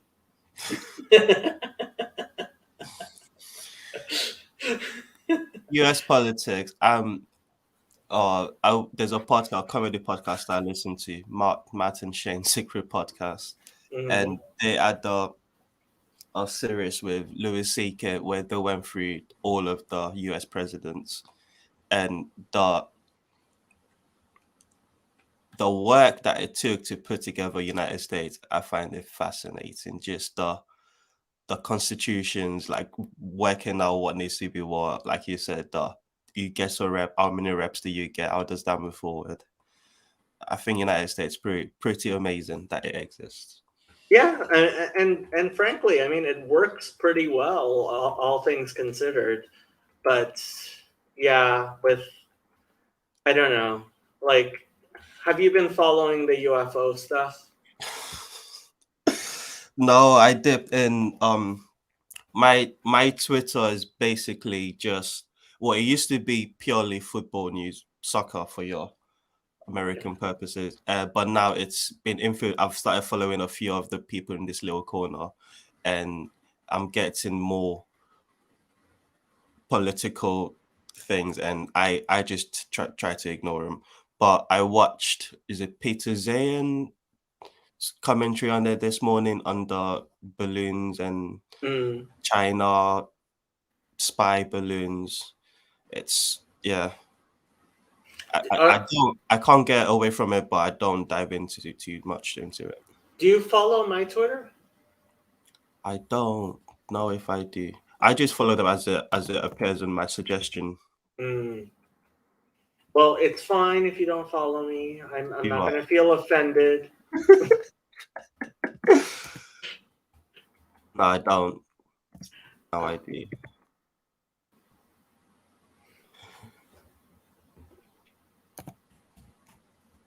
Ohio is now the chemical bomb armpit of the U.S. Double tough luck. I have no clue what you're talking about. Ohio has also become the armpit of the internet for some reason, not just geographically. I have no clue what you guys are talking about. CW says, I like how they are UAPs until you shoot them down when they become UFOs. Oh my days, your bio is hilarious.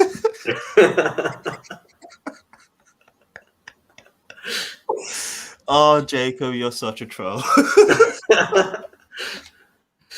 But I'm verified now.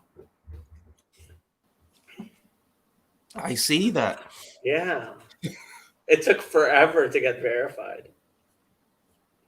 They don't like me. I've had too many strikes. When That does not surprise me. when no, it was deliberate. When Jordan Peterson was kicked off,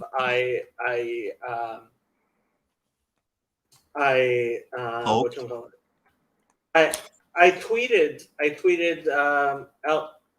Ellen Page is a woman, and Of course you did, Jacob. I didn't even know who that was.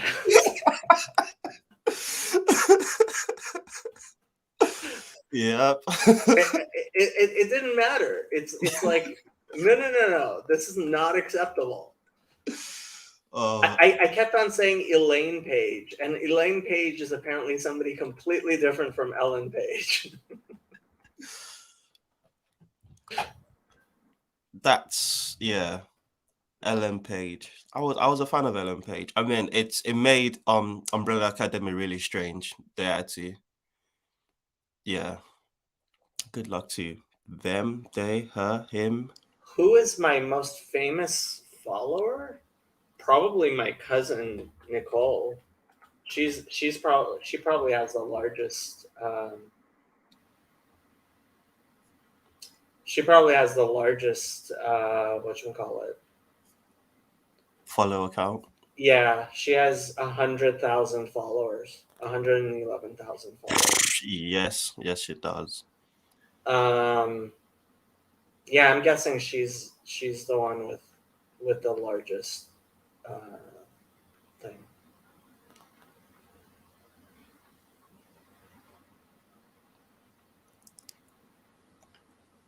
Arguing with James Lindsay on Twitter sounds like a futile task. I don't know if he can get much accomplished.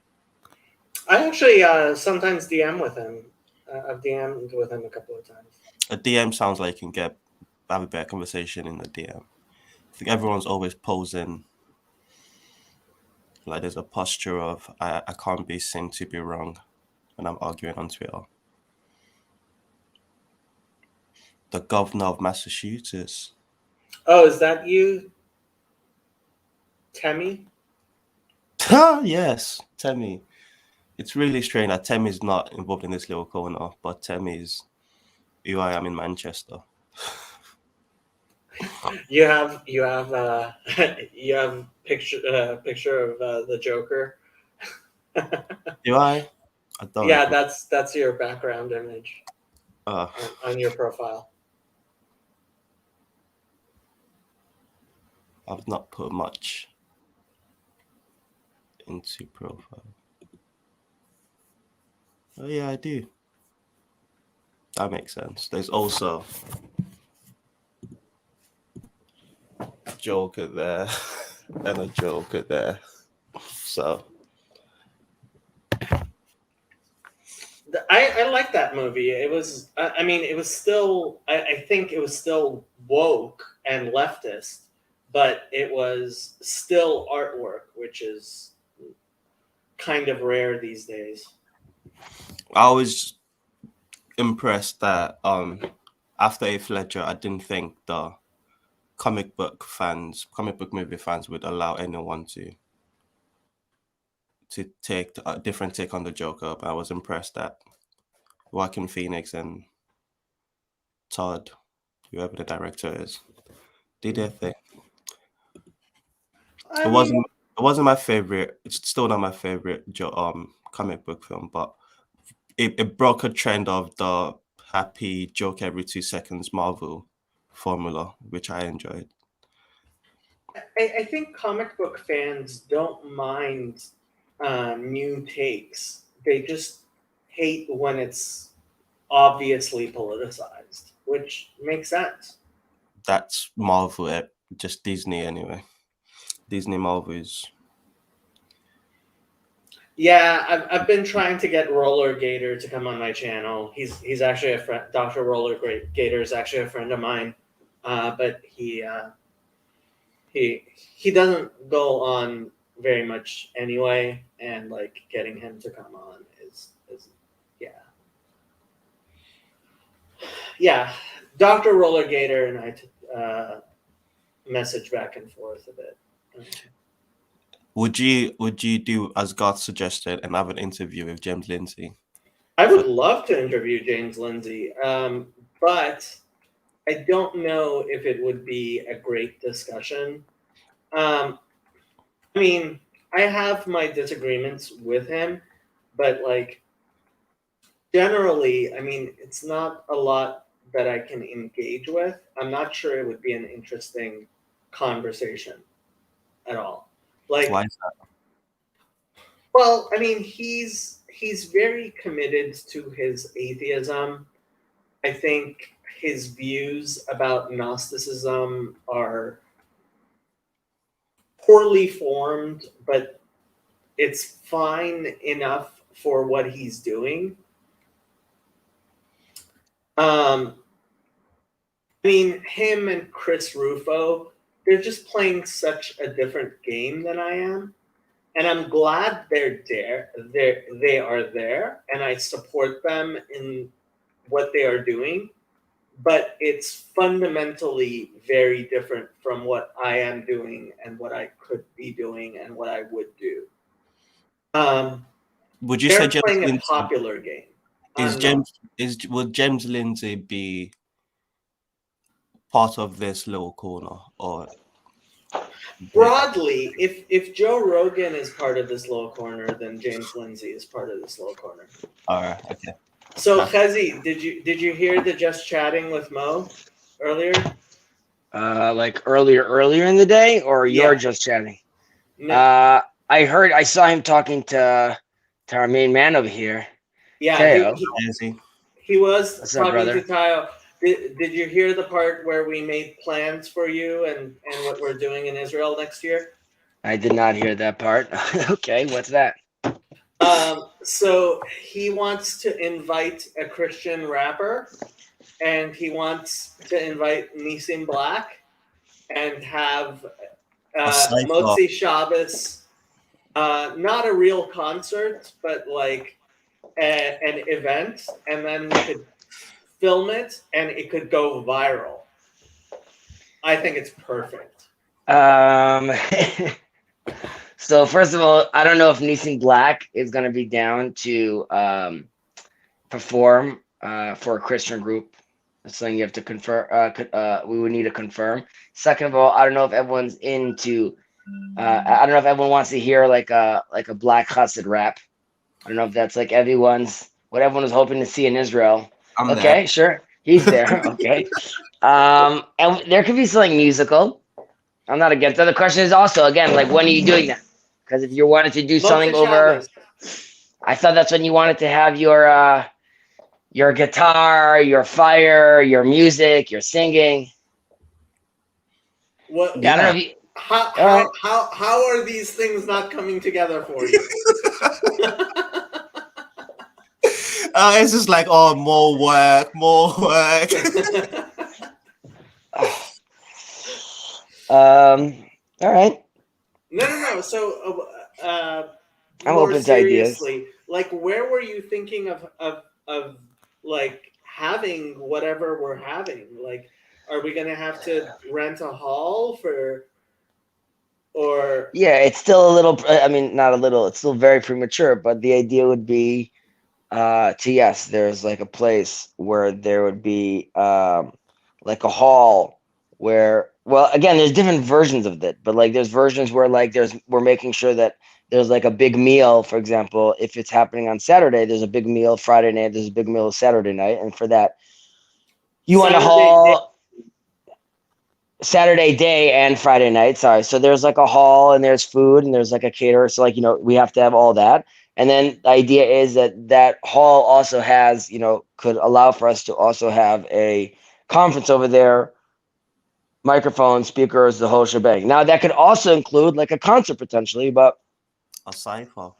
Yeah.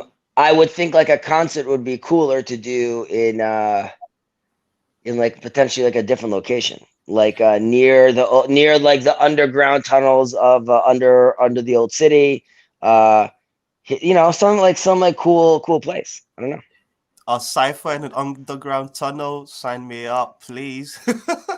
Well, I would love to go Friday evening for a Kabbalat Shabbat at the Kotel, but Sherry did mention, like, the women are gonna have to be separate if we do that. The women would have to be separate if we do that. Which, by the way, I'm just like, if you go into many different shrines around the world, they make you take your shoes off. They make you do. I'm saying so. I'm okay that if you come down to the Western Wall, in that area, they were asking you to be like separate. Okay, that's just like what they're doing over here. So I don't think we have to have some sort of like free all women equality argument at that point. So I think it's okay. There's also a question if people are gonna, like, Jacob, you might want to go and pray. I don't know if everyone's going to want to be for the whole services downstairs at the plaza over there. It's also. Shabbat is, how long is Uh, Kabbalat Shabbat? I thought you meant all the Friday night prayers. So yeah, so that's not so What do long. you So mean yeah, all the Friday night prayers? Like, how long are the Friday night prayers? I don't know. In my synagogue right outside the house, it's drawn out, really long. How How long? long are Friday night prayers? It's probably like over an hour. That's not long, That's long. Chezi. No, but yeah, 1 second. Someone that doesn't speak the language, that's just standing there, and you have to think about, let's say now Sherry is not with the quote unquote group, right? So she's just standing, and I don't want her to feel like. Kabbalat Shabbat is singing. Come on. Lecha Dodi. So yes, it could be. It could be. It could be beautiful. The Tayo the- loves my singing. I do.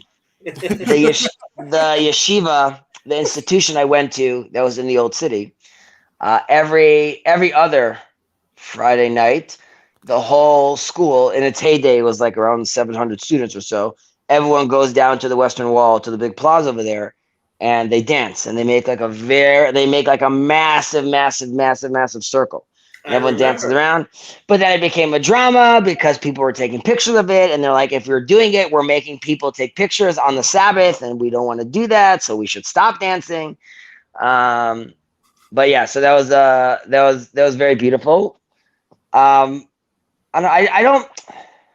really want it to be like a fantastic experience for everyone. So we really have to, I'm still thinking about this. I'm ruminating on it, and I also sort of want to see how people are talking about it, how people are engaging it. I see. Teo's pretty close. It's just like a 3-hour flight for him.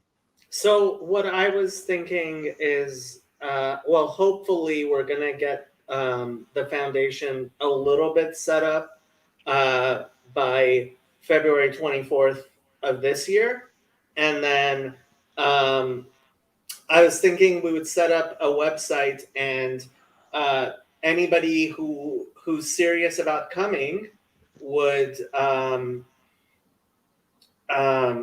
That's funny, CW. Yes, meaning the gathering. It's so good. That name is so good. Meaning the gathering. Gathering. Oh my days. And I was thinking anybody who's serious about coming could put down $100 deposit per person. That's not a lot of money, and Register your interests. yeah, it shows that you're serious about coming, and you have to do your whatchamacallit. Charlie says Bridges of Breaking Sabbath conference.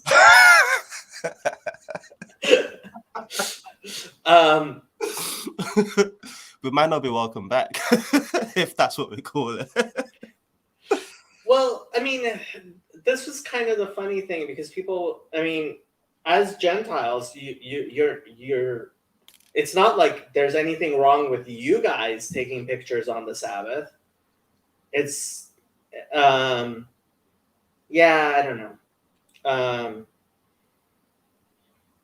It's weird. Like, the thing is, like, all the Jews in this little corner are all Orthodox. Like, we don't have any Reform and conservative Jews in this little corner of the internet. What would the difference be? So in England, it's called liberal Judaism, Reform and conservative. But even in England, they don't really exist that much. It's only in the United States that there's Reform and conservative. And Reform and conservative, they're not serious. They really aren't. They're not serious about their Judaism. So.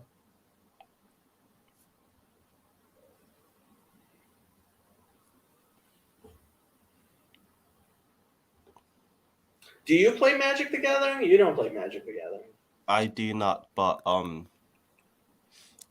a few of the guys in my church worship band are big Magic the Gathering, and every Thursday worship practice, at some point, one of the wives of the guys that play Magic the Gathering will bring up the fact that this month they're spending too much on cards, and yeah.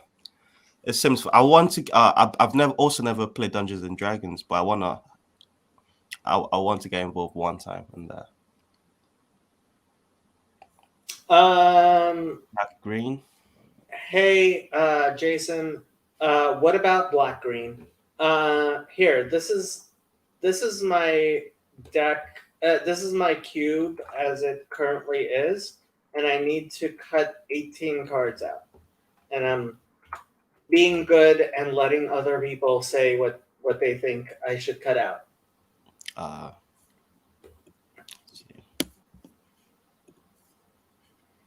On Monday, I'm having 7 Mormon missionaries come and play my cube.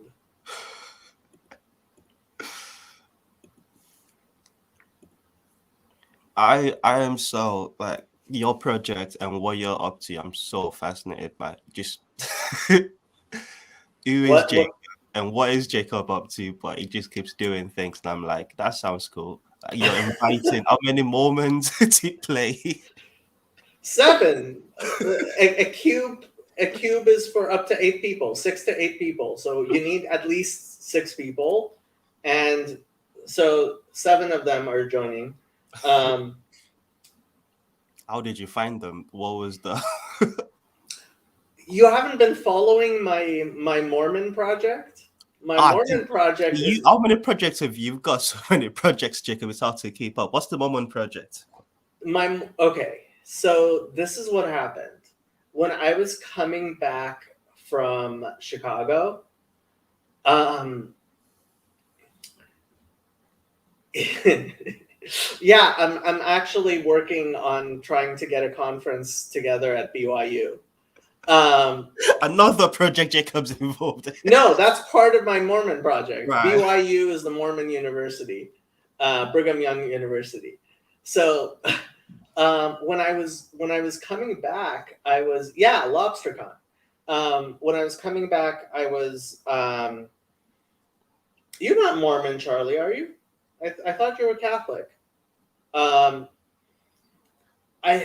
had this like calling when I was in Salt Lake City to like, why am I not like, I was like, what's going on with the Mormons? And like, when I came back to Los Angeles, so I actually go to Mormon church every week now.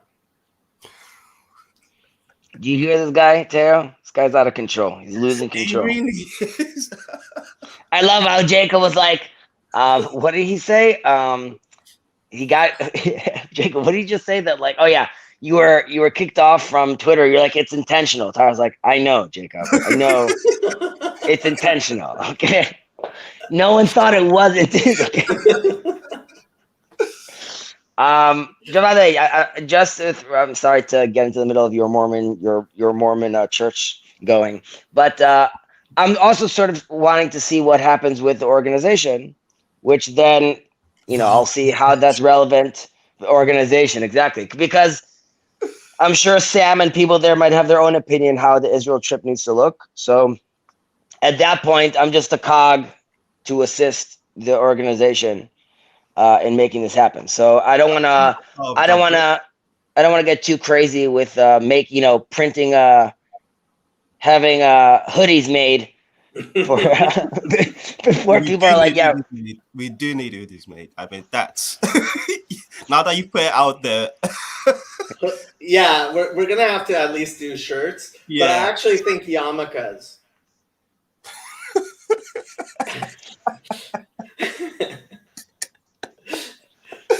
for the fishing trip, I had whatchamacallits. I had benchers printed up.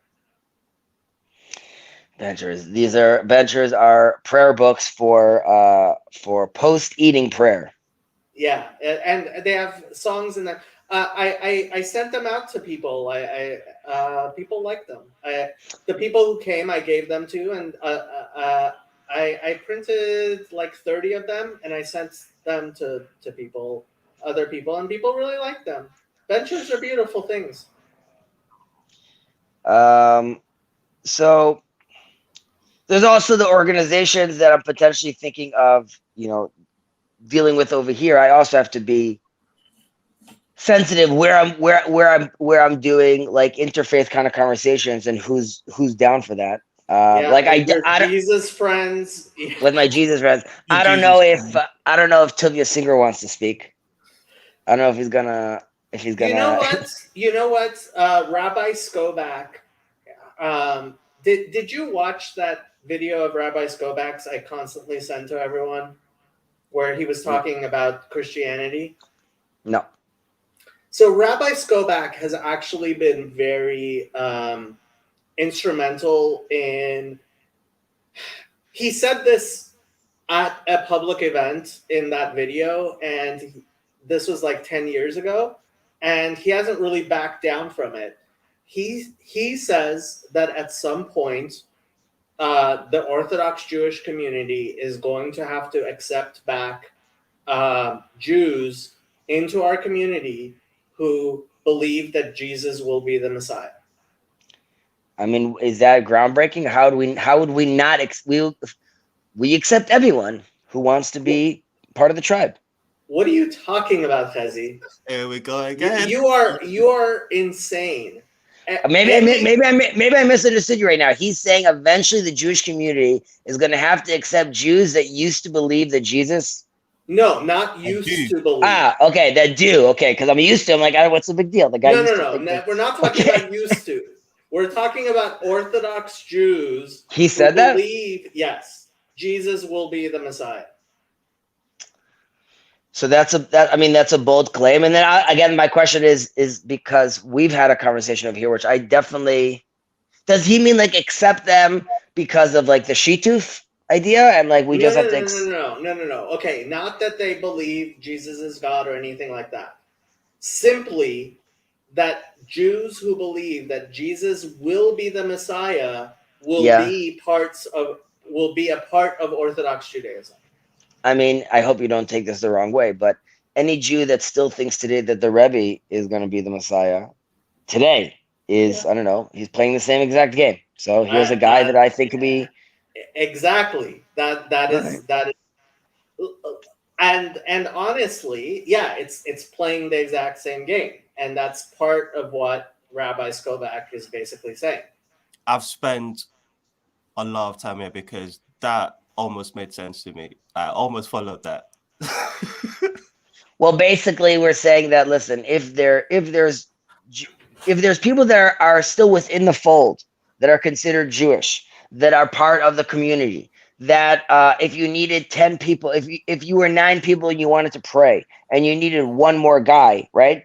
If this guy still believes that the deceased rabbi that's behind Jacob right now is still the Messiah, right? I know. So if we could still accept him, then so what if the other guy thinks Jesus is the Messiah? They're both talking to figures that both are beyond the pale as far as Judaism is considered. And if you're accepting one, then you might as well accept the other.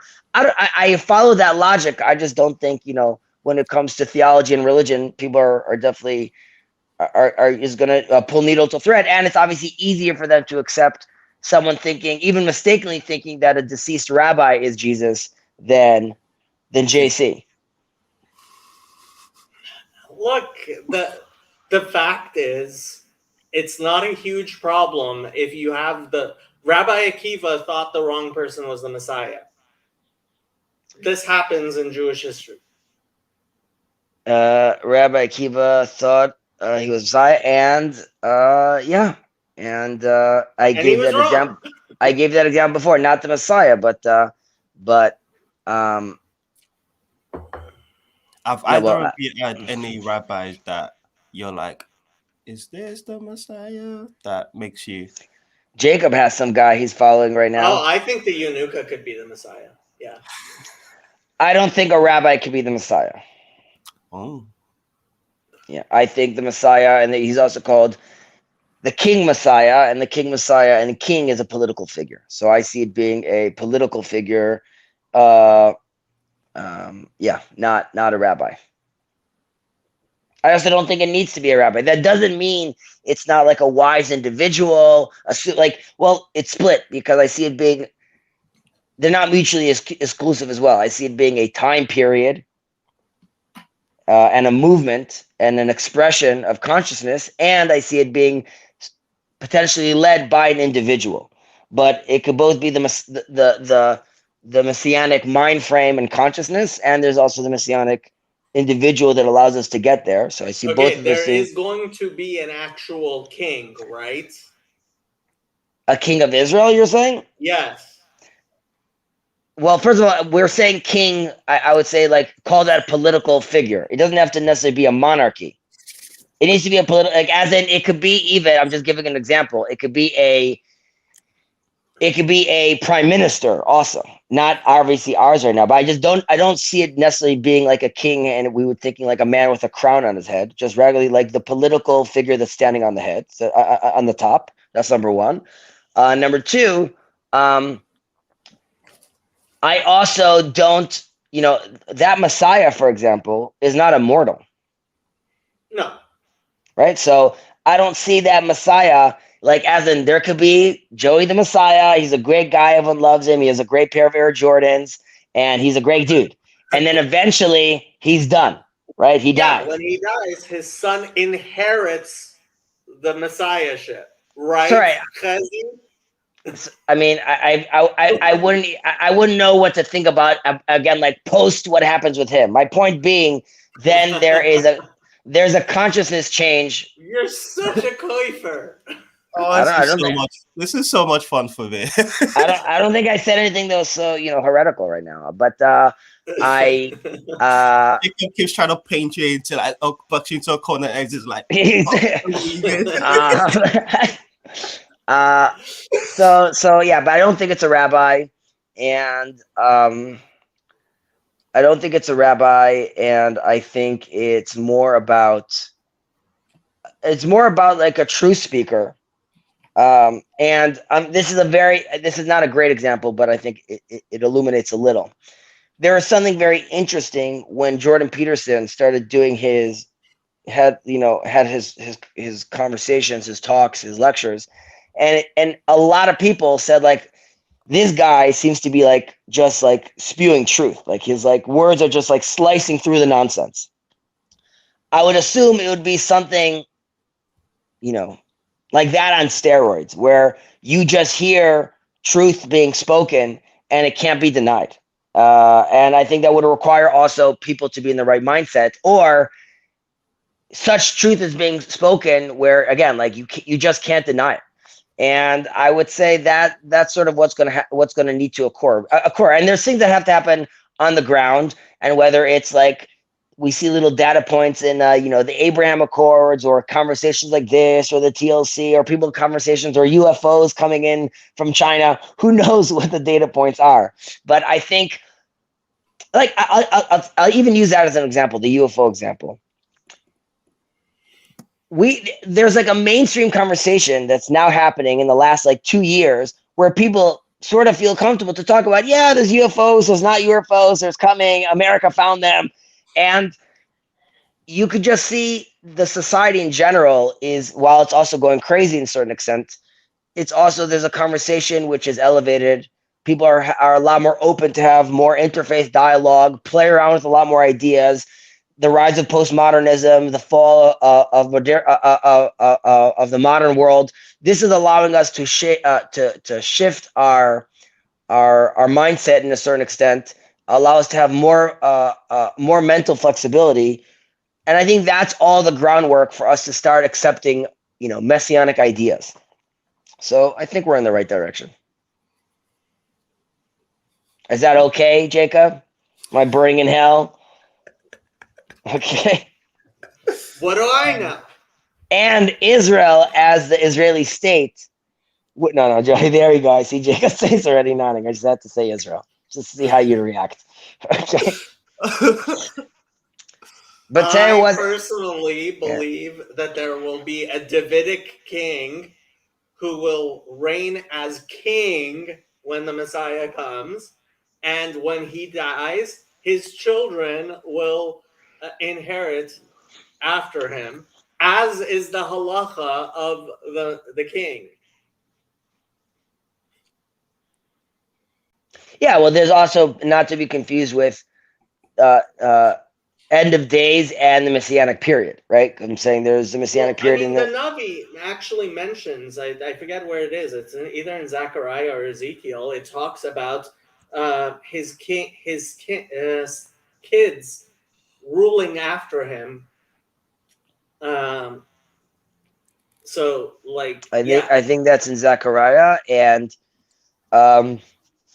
his kids ruling after him. Sure, like, but again, my point being, well, I could be wrong. I just don't know if he has a daughter, and we're like, well, it's not possible if he has a daughter because it's not a man, so it can't be the most, like, I don't know if we need to be like the exact. He's not 6 feet tall. It's not possible. You cannot have a female king of Israel.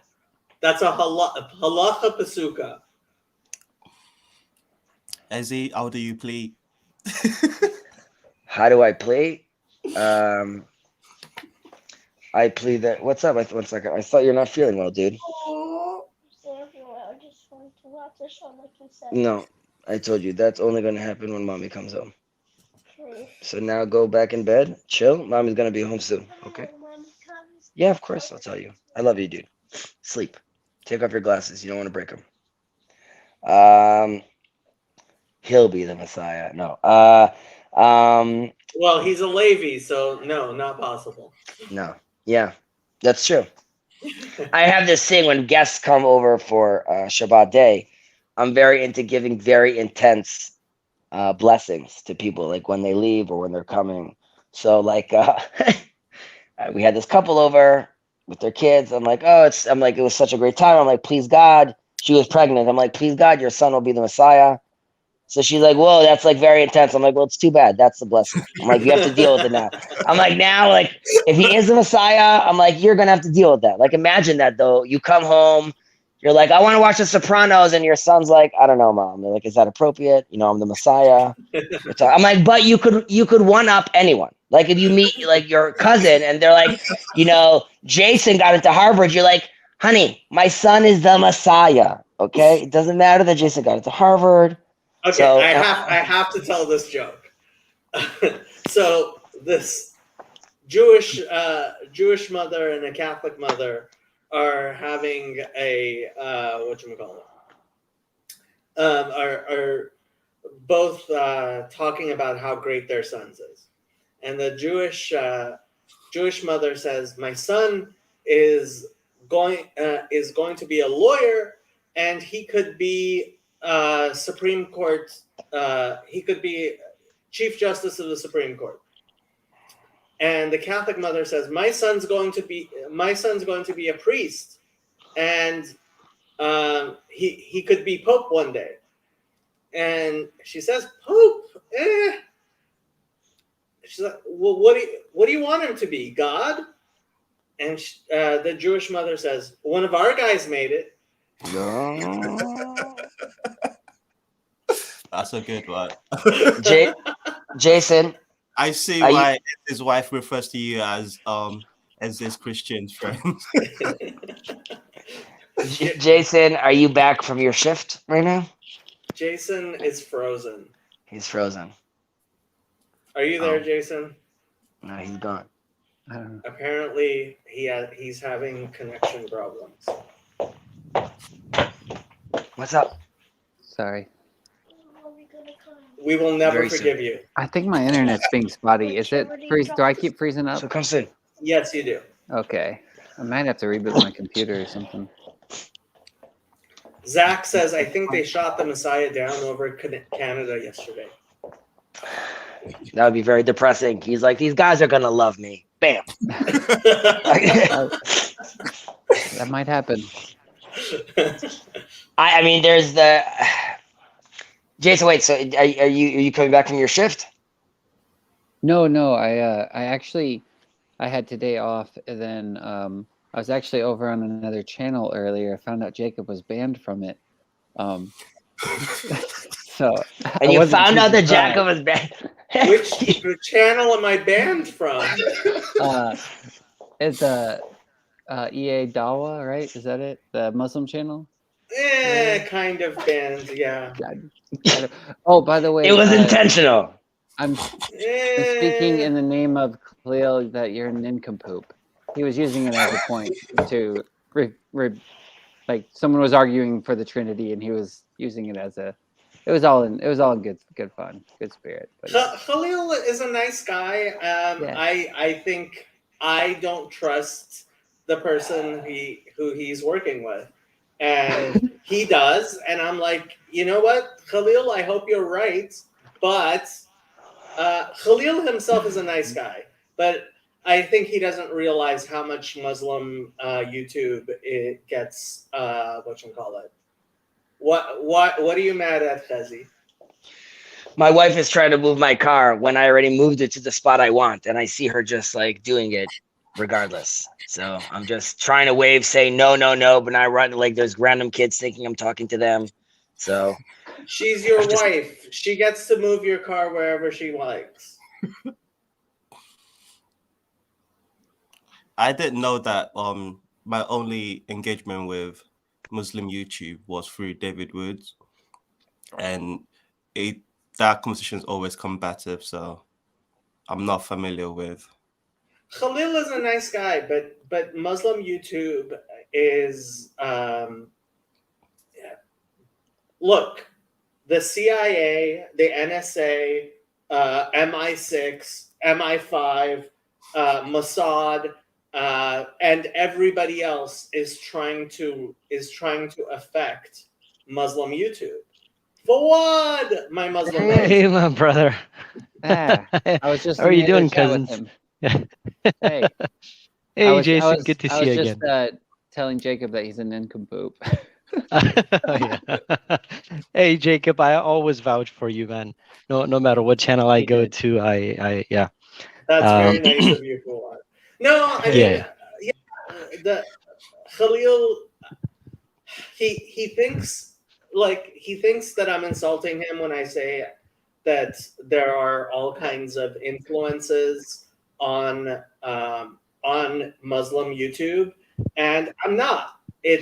I just think there are huge powers at work, governmental powers at work that are actually affecting what gets discussed um, on Muslim YouTube.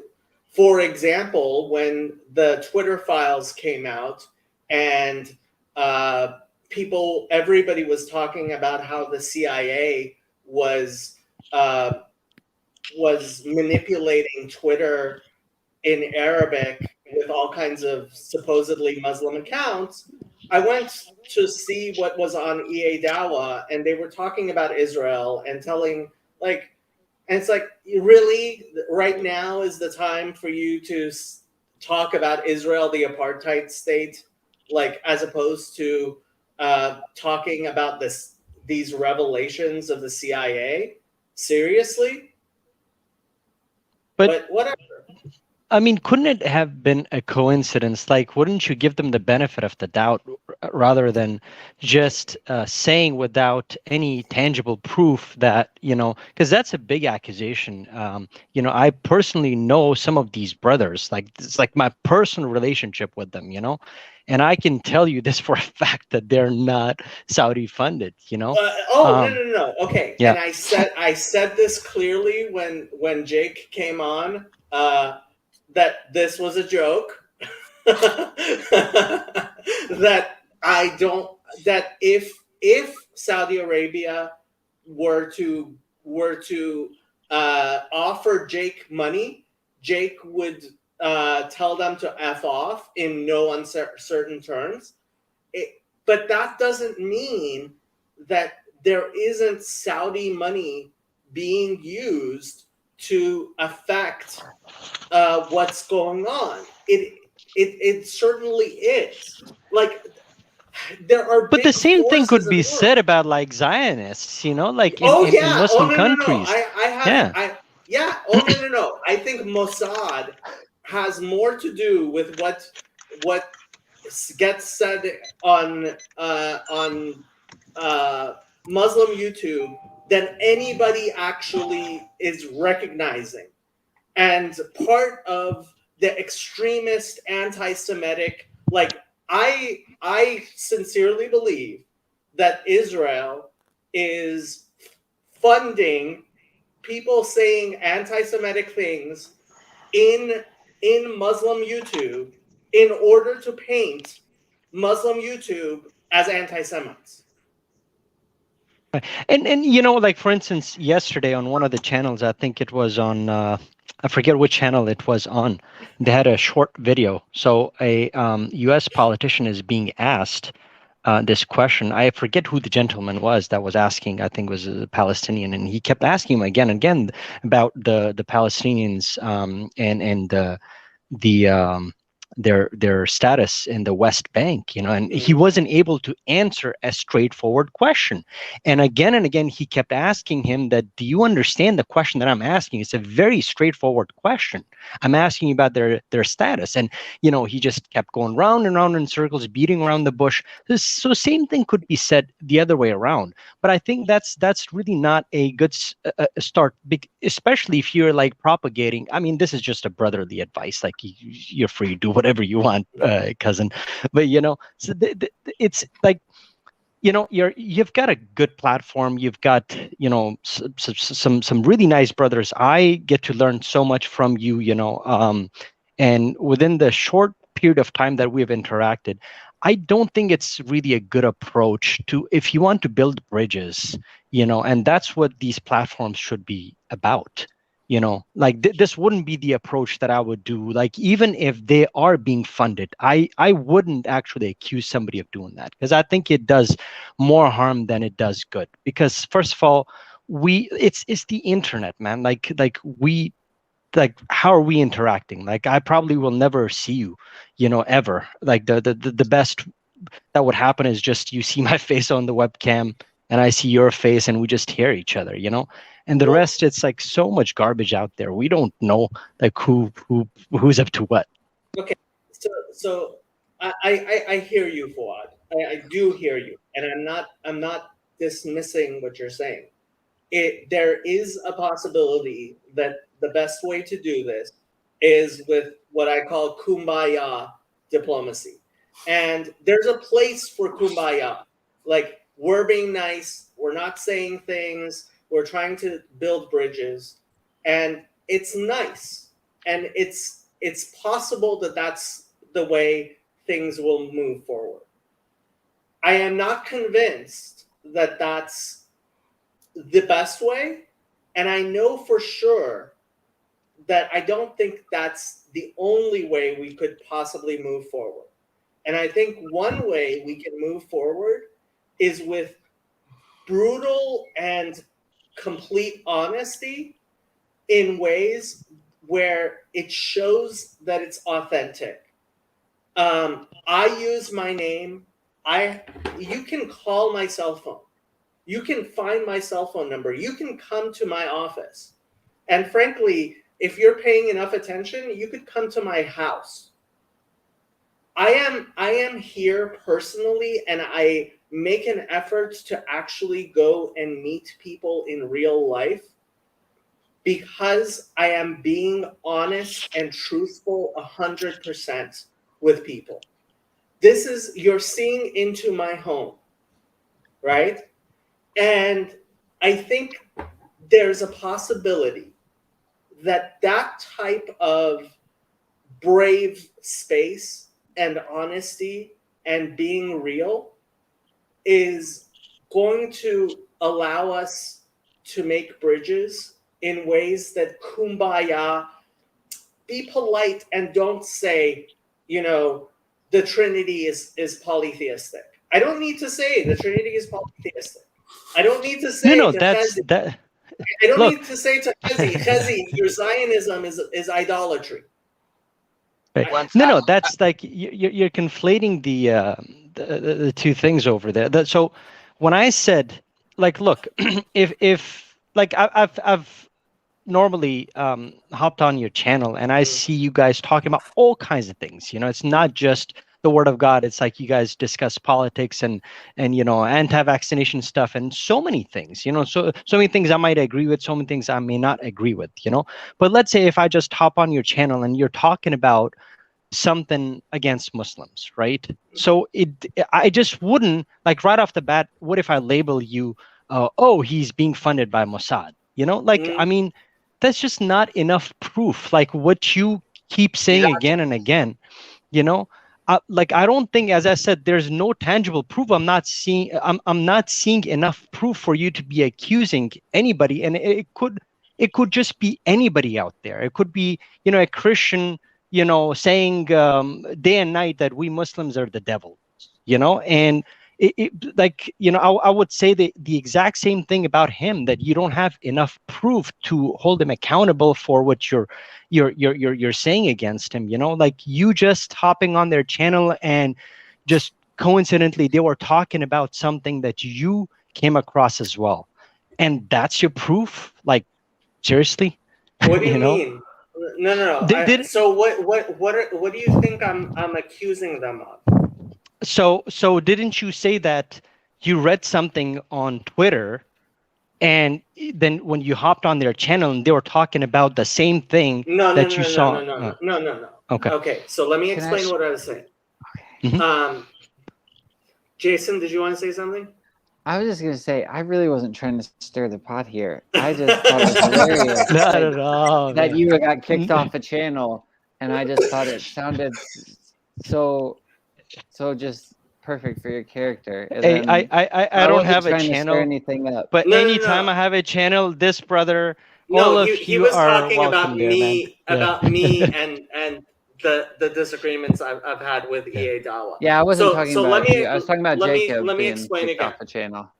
So And Jacob, anytime you actually come to Brazil, you will be my personal, like I will personally pick you up, man. I will Thank you. personally pick you up and you can stay over here for as long as you want. I might actually take you up on it because like no Absolutely, and brother. honestly for me Yeah. it's about long-term building, like somebody who comes on just once, or like I'm here a lot and it's about actually making friendships with people, and I've told Khalil this many times. I would love to be his friend. I try to be his friend, and I speak to him like a friend. And I think that he is, and I am 100% honest about this. I think that he is being insufficiently careful about how much Muslim YouTube gets influenced by the CIA and by lots of different governmental institutions. And that's what I was talking about. The Twitter files, it wasn't something I saw on Twitter. The Twitter files was actually a release by, so Elon Musk gave journalists access to internal Twitter files. And those files were showing that Twitter was running CIA Twitter accounts in Arabic, trying to affect Muslims, the Muslim conversation. And like, why are people not talking about this? This is really important stuff for the Ummah to actually pay attention to. That the Jacob, CIA it's for the is same doing reason, this. brother. It's for the same reason. Like, look, anybody here on the panel, do any of you disagree with the fact that the internet overall is controlled? Literally, I can give you proof for that. You know, do you think Google is not controlled? Do you think Facebook is not controlled? Do you think Twitter, Instagram, any of these are not controlled? Of course they are. Exactly. So it's like, how is that any different than this? So, Well, you know, it's, I just, no. It's not different, Fawad. It's important, though. Of course, it's important, but if you actually turn around and you say somebody that is just looking at a particular document, they're giving it a read, they're talking about it on their channels, somehow they are funded by the Saudi government because they're giving it a read on a public platform. I personally think that's a little bit unfair. That's all I'm saying. Okay, I never said that they were being directly funded. Go ahead, Khazi. I wanted to just say, first of all, good morning to Fawad. I'm glad you're here. Yeah. Good morning, brother. Good morning. Unfortunately, I have to leave you all because work starts. But Jason, Tayo, Jacob, and Fawad, have a great day or good evening.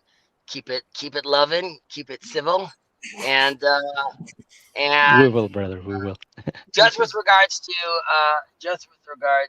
Fawad, you said you didn't have a channel, but didn't you once say you were thinking about maybe starting a channel?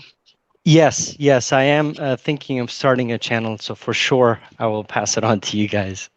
And do You so should. because I will. we need more brave people having more conversations, and I agree. I don't think they're necessarily like Jacob with what Fawad is saying is ultimately like if you want to even be able to be invited into the brave space, if you get like kicked out of there, then no one's going to hear your voice. So Exactly. That's a great point. You know, like I actually started, like I got introduced to you through Iedawa. Yeah. If it weren't for those brothers, like I wouldn't be here talking to you, you know? So and I saw you there interacting with some of the Christian brothers from time to time, you know? And then you invited people to continue the conversation on your channel. And, you know, that's how I got introduced to you. So I would have much rather had you over there and voiced your opinion, even if the brothers didn't agree with you. Like, I would have loved for you to be there on the panel with us when Jason was there. So that's Well, all we're saying. There were okay, so Yeah. this Where were is you? Fawad. This is the thing. If they want me on there, I am willing to go on there. But I like when the discussion gets to be whatever it is, my response is going to be honest and truthful and authentic. but certain things, Jacob, this is what I personally believe. You may disagree.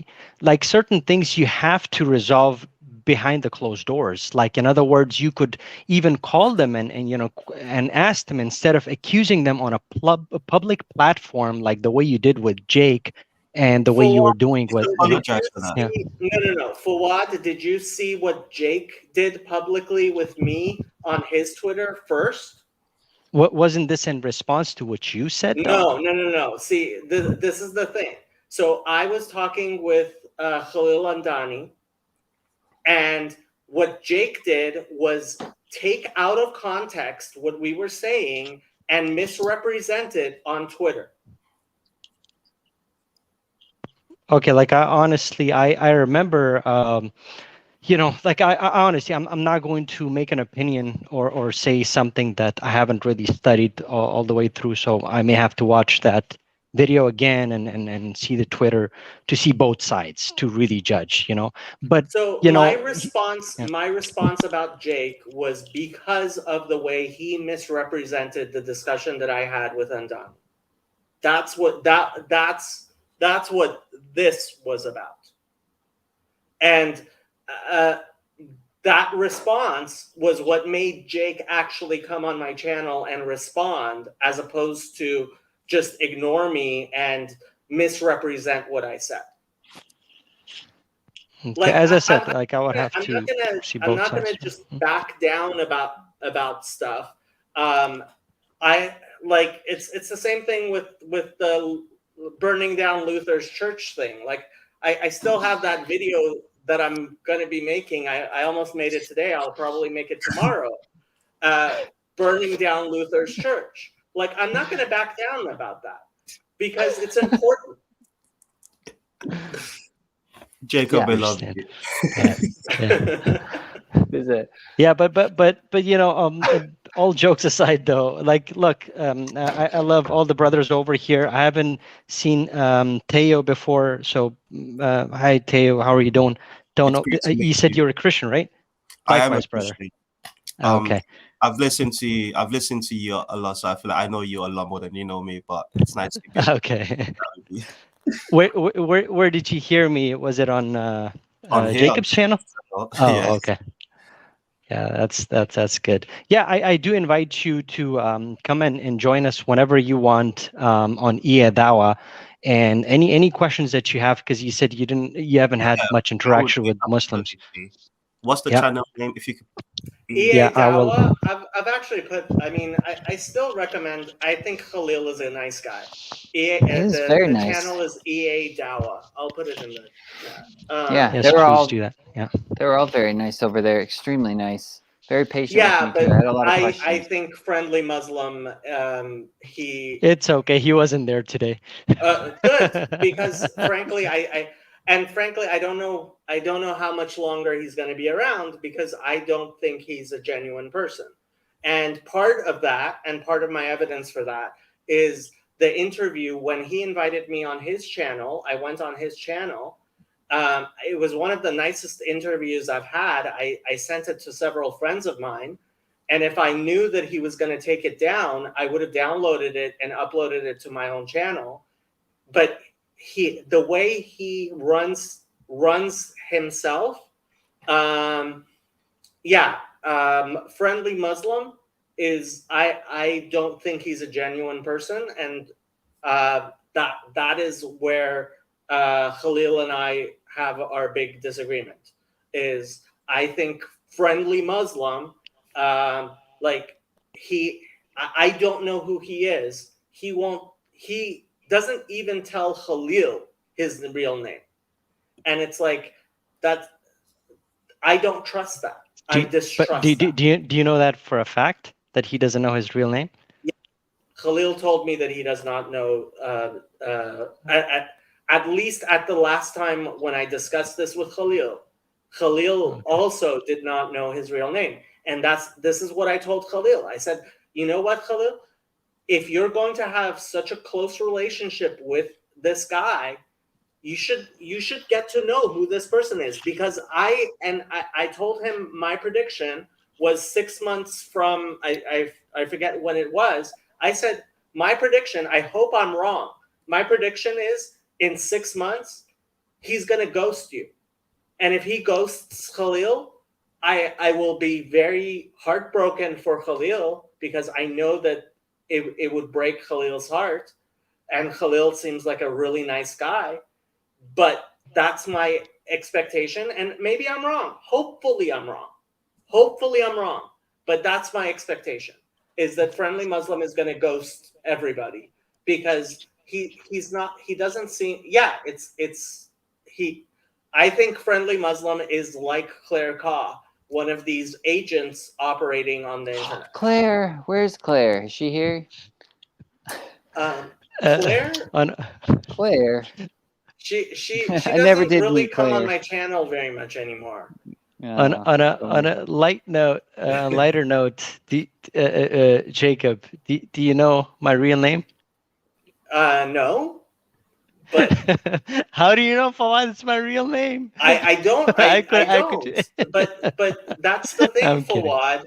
No. Yeah. That's the thing. It's like with Jason, and this is part of why I actually get to meet people, why I travel to meet people, and why I ask people to turn on their video and stuff. And look, I don't know you that well, and it's very important to me to have Muslim voices on here as much as possible, and that's why I've had several Muslim people on here who I don't know their real names. But part of that is also that being on Muslim YouTube is dangerous. It is. And What's the guarantee you're not gonna be saying the same thing about me like in a couple of months from now when I launch my channel, man? there is no guarantee, Fawad, until I know who you are. Like, I don't know who you are. But Okay, look, like with my real name is Fawad. Okay, If you I'm if you glad- want, I'm I can show you my passport. it's unless okay. I you're don't gonna need to accuse see- me of making a fake passport, then look. The fact is, Friendly Muslim, like, it's too much. Like Khalil, like I've been able to track. He has his wife on there. He has his kid on there. You can tell he's an authentic, real person, and that's important to me. That's incredibly important to me. And you see that on my channel. Most people use their full names, their full real names, and you get to know who they are. That's really important to me, because I think there are too it's- many fake yeah. people on the internet LARPing. There Yeah, just are. That's true. That's true. Just I think privacy is something. It's like I believe it's everybody's right. Like I'm not gonna bring a random person, to my house even. Like I really have to get to know the person well enough to invite them to my house. I'm not gonna pick up a stranger. Just in certain cultures it's that way. Like in my I had culture. a wife and kids, Mhm. I had a wife and kids, I would Yeah. not be doing this the way I'm doing it. I really would not. If I had a wife and kids, because I don't know if you're aware, but I got into a little internet fight with a Black Hebrew Israelite, and Ooh. he on his very large channel, which has like his video. I can pull up his video. I mean, look at this video. Let me pull this up. Okay. guys, I do probably have to go though. It's 2 a.m. here. I was gonna go to bed, and then Jacob and Hezi and Teo, is that how you say his name? We're talking about the Messiah and everything. Oh, Yanuka, yeah, the Messiah. Yeah. So I thought I'd hop on and I would say have hi. loved to be part of that conversation. But Jason, it was great seeing you there, brother. And Yeah, I thank you like so to much be for honest with inviting you, me. I didn't even know who you were until you turned on the camera. I was like, okay, that guy's Jason. So, but it was great seeing you, brother. You were super polite and like, great interacting with you. And please do give those books a read and let us know if you have any questions. Okay, yeah, I would definitely will. So yeah, I think you guys were really friendly too and very polite. So I had a fun time over there. I'll try to come back if it lines up and I got more time off or something. And you guys are streaming. Sure. So. All right, well, you Absolutely. guys have a We good have night. three streams per week, okay? So Okay, anytime you cool. like. All right, brother. All right, cool. Take You care. guys have All right, fun. man. Good night, All right, Charlie. you too. Good night. So, Fawad, you see this Yeah. video, Zion Lex responds to Vocab Malone and a racist Jew, Jacob Federecci. It has 13,000 views. And on there, he tells people to come protest at my office. And he gave my office, and they went on my business Facebook and called me a racist. And so, like, look, I would not be doing this if I were if I had a wife and kids. And the Black Hebrew Israelites in Los Angeles, there are a lot of them. They protest on a regular basis. They could have come to my office. They didn't, but they could have.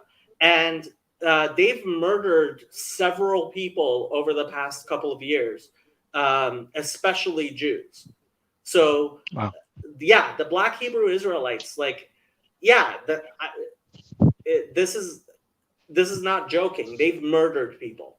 Yeah, and so yeah, I understand. Like, vast majority of people would not be putting themselves out like I am, and it's understandable that they don't put them there. Like, these people actually went on. You can find my Facebook, my business Facebook, and called me a racist on my business Facebook, and put in bad ratings on my business.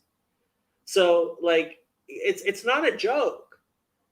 To be out there really and honestly with your real name, with your business, with who you are, with my dog, with where I'm living, like,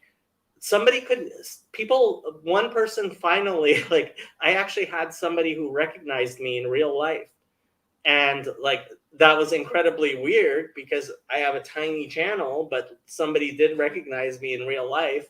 But that's part of what I'm doing here is being authentic and real. And this is actually me, because there are way too many people on the internet who are just playing parts. They are LARPing.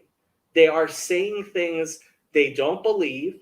And a lot of them, too many of them, have been hired by governmental organizations, by non-governmental organizations, by political organizations, by all kinds of organizations. And if you spend enough time on the internet, you see it, that these anonymous trolls, these anonymous psychopaths, some of them, and including the person who came earlier on and flashed my stream with pornography that I have to go back and edit out. That happens on a regular basis too.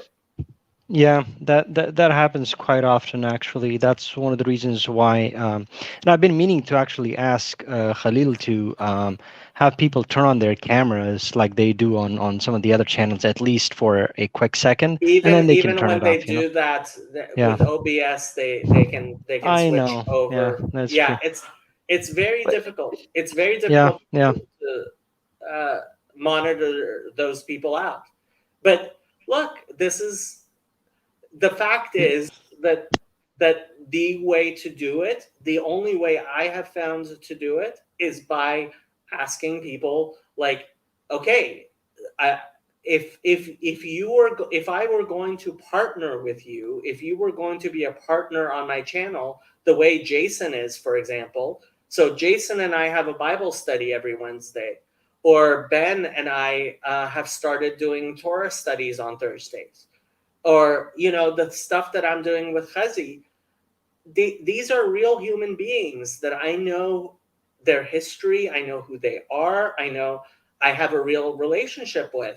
And that's what I told Khalil. I told Khalil, look, I don't have to know who Friendly Muslim is, but Friendly Muslim is your co-host. It's you and the amount of people who are trying to change what Muslim YouTube is talking about is like, I don't know if you've been on my Discord, but you know that guy Elias? Do you know who No, I'm I talking don't. about, Elias? No. If you come on my Discord, he's in the Mendacity channel, and he says he's a Muslim, and he's constantly saying the most horrible things, claiming to be a Muslim. And the entire reason I have him on my Discord and I allow him to say the things he says is to show people that he's not an actual Muslim. I don't know who's paying him. I don't know why he's doing it, but he's making Muslims look anti-Semitic and look bad. But this is exactly what I was telling you earlier. That it's on both sides, just as you It's see on all plenty sides. of on all sides, right? No. Like I yeah. could 100% believe that Elias is a Mossad thing. I have no problem believing he's Mossad. I have an easier time believing he's Mossad than believing that he's an actual Muslim with the things that he says. Yeah, because it's so difficult. We have to be aware Sorry, of that, Fawad. We have to be aware that these people are there and call them out. Yeah, I agree. But yeah, there's plenty of people like as you can imagine, being a Muslim and almost half my life I've lived outside of my native country, so I've faced so much racism, and I know exactly where these people are coming from. Like, I was engaged to this one girl a very long time ago. Things didn't work out, and her mother, she wasn't letting her go to Pakistan with me. And even though she had known me for so many months, her mother, she personally knew me, and her daughter knew me for over a year and a half, and she was just not allowing her daughter to go there with me. And I know exactly why she thinks that way. It's because the media. Yeah. So okay, exactly. I have to tell you, not without my daughter. That was so.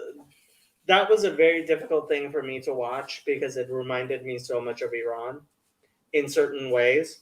And yeah, it's not fair to all Muslims to think that it's certainly not fair. And there's definitely, media and things like that.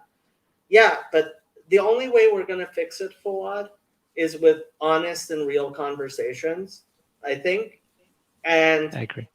And part of that is by building real relationships. And this is, look, when I was in college 20 years ago, this was 25 years ago, this was expected of the Jewish community and the Muslim community that we had dialogue, we talked, and somehow it's become a lot worse than it was 25 years ago, which I think is actually due to these people like Claire Kaw and Elias and other people who are deliberately distorting the conversation. Distorting the conversation. I don't know if you saw my video, BDS is hurting the anti-Zionist movement. No, I haven't seen I it. highly recommend you watch it. Okay, sure. Because what I was actually, I mean, anybody who watches my channel long enough knows that I am very, very opposed to Zionism as a political movement. I am very opposed. I'm religiously opposed to Zionism as a political movement. And I was very involved with it. But the reason I don't call myself an anti-Zionist, and many Jews don't call themselves an anti-Zionist anymore, is because the anti-Zionist movement has been completely taken over by anti-Semitism. And frankly, I have zero problems with my distrust of the Israeli government, believing that that's deliberate. And when you look at, for example, the what the CIA was doing and what was revealed in the Twitter files, you see how Saudi Arabia, Iran, Israel, the United States, the United Kingdom are distorting the conversation we're having on the internet. And it's a real problem. And it's a real problem that we have to face up to and be like, okay, that this conversation is being distorted by these people. And that's why I continue to talk about this stuff. I think it's important, and I think it's the only way forward.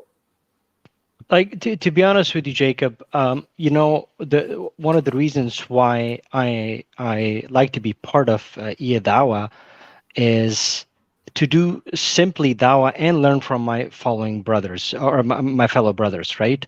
I'm by no means any scholar. I'm learning every single day, you know, and just try to have conversations with like-minded people, you know, or you know, even if they're not like-minded, as long as we have mutual respect. At the end of the day, we can shake hands and we can, you know, disagree and walk away, you know. But I have been part of that channel because I've never heard anything political on there, at least as long as I've been part of that channel. Like literally the entire time today, the previous stream, the stream before that, no politics, zero politics. And if any day I see that, you know, politics starts to be part of the conversations regularly on there, I will be the first person to leave that channel. I will be the first one to unsubscribe. No. Okay, it's not regular, and I was on there many times, and frankly, no. Okay, so I have to say 100%. I think Khalil is doing a lot of good work. I supported him. I actually was a subscriber. I gave him money. I don't just give anybody money. Khalil, I know from everything I have seen, he is an honest person who is trying very hard to, in fact, put out incredible good work. And I've met lots of very nice people through the EA Dawa channel. I have to tell you, keep your eye on Friendly Muslim. I hope I'm wrong.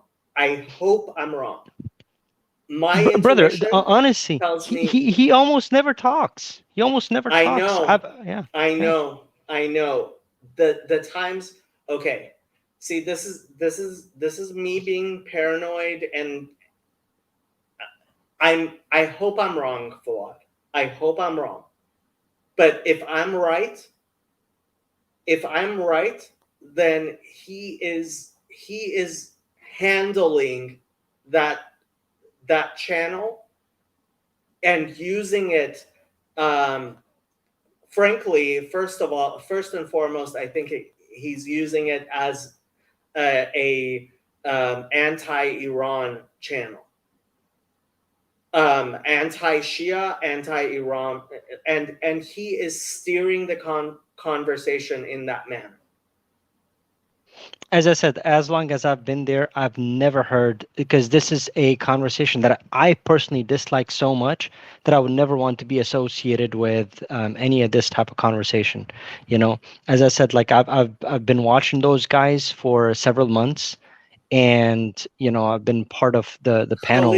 Khalil is not political at all.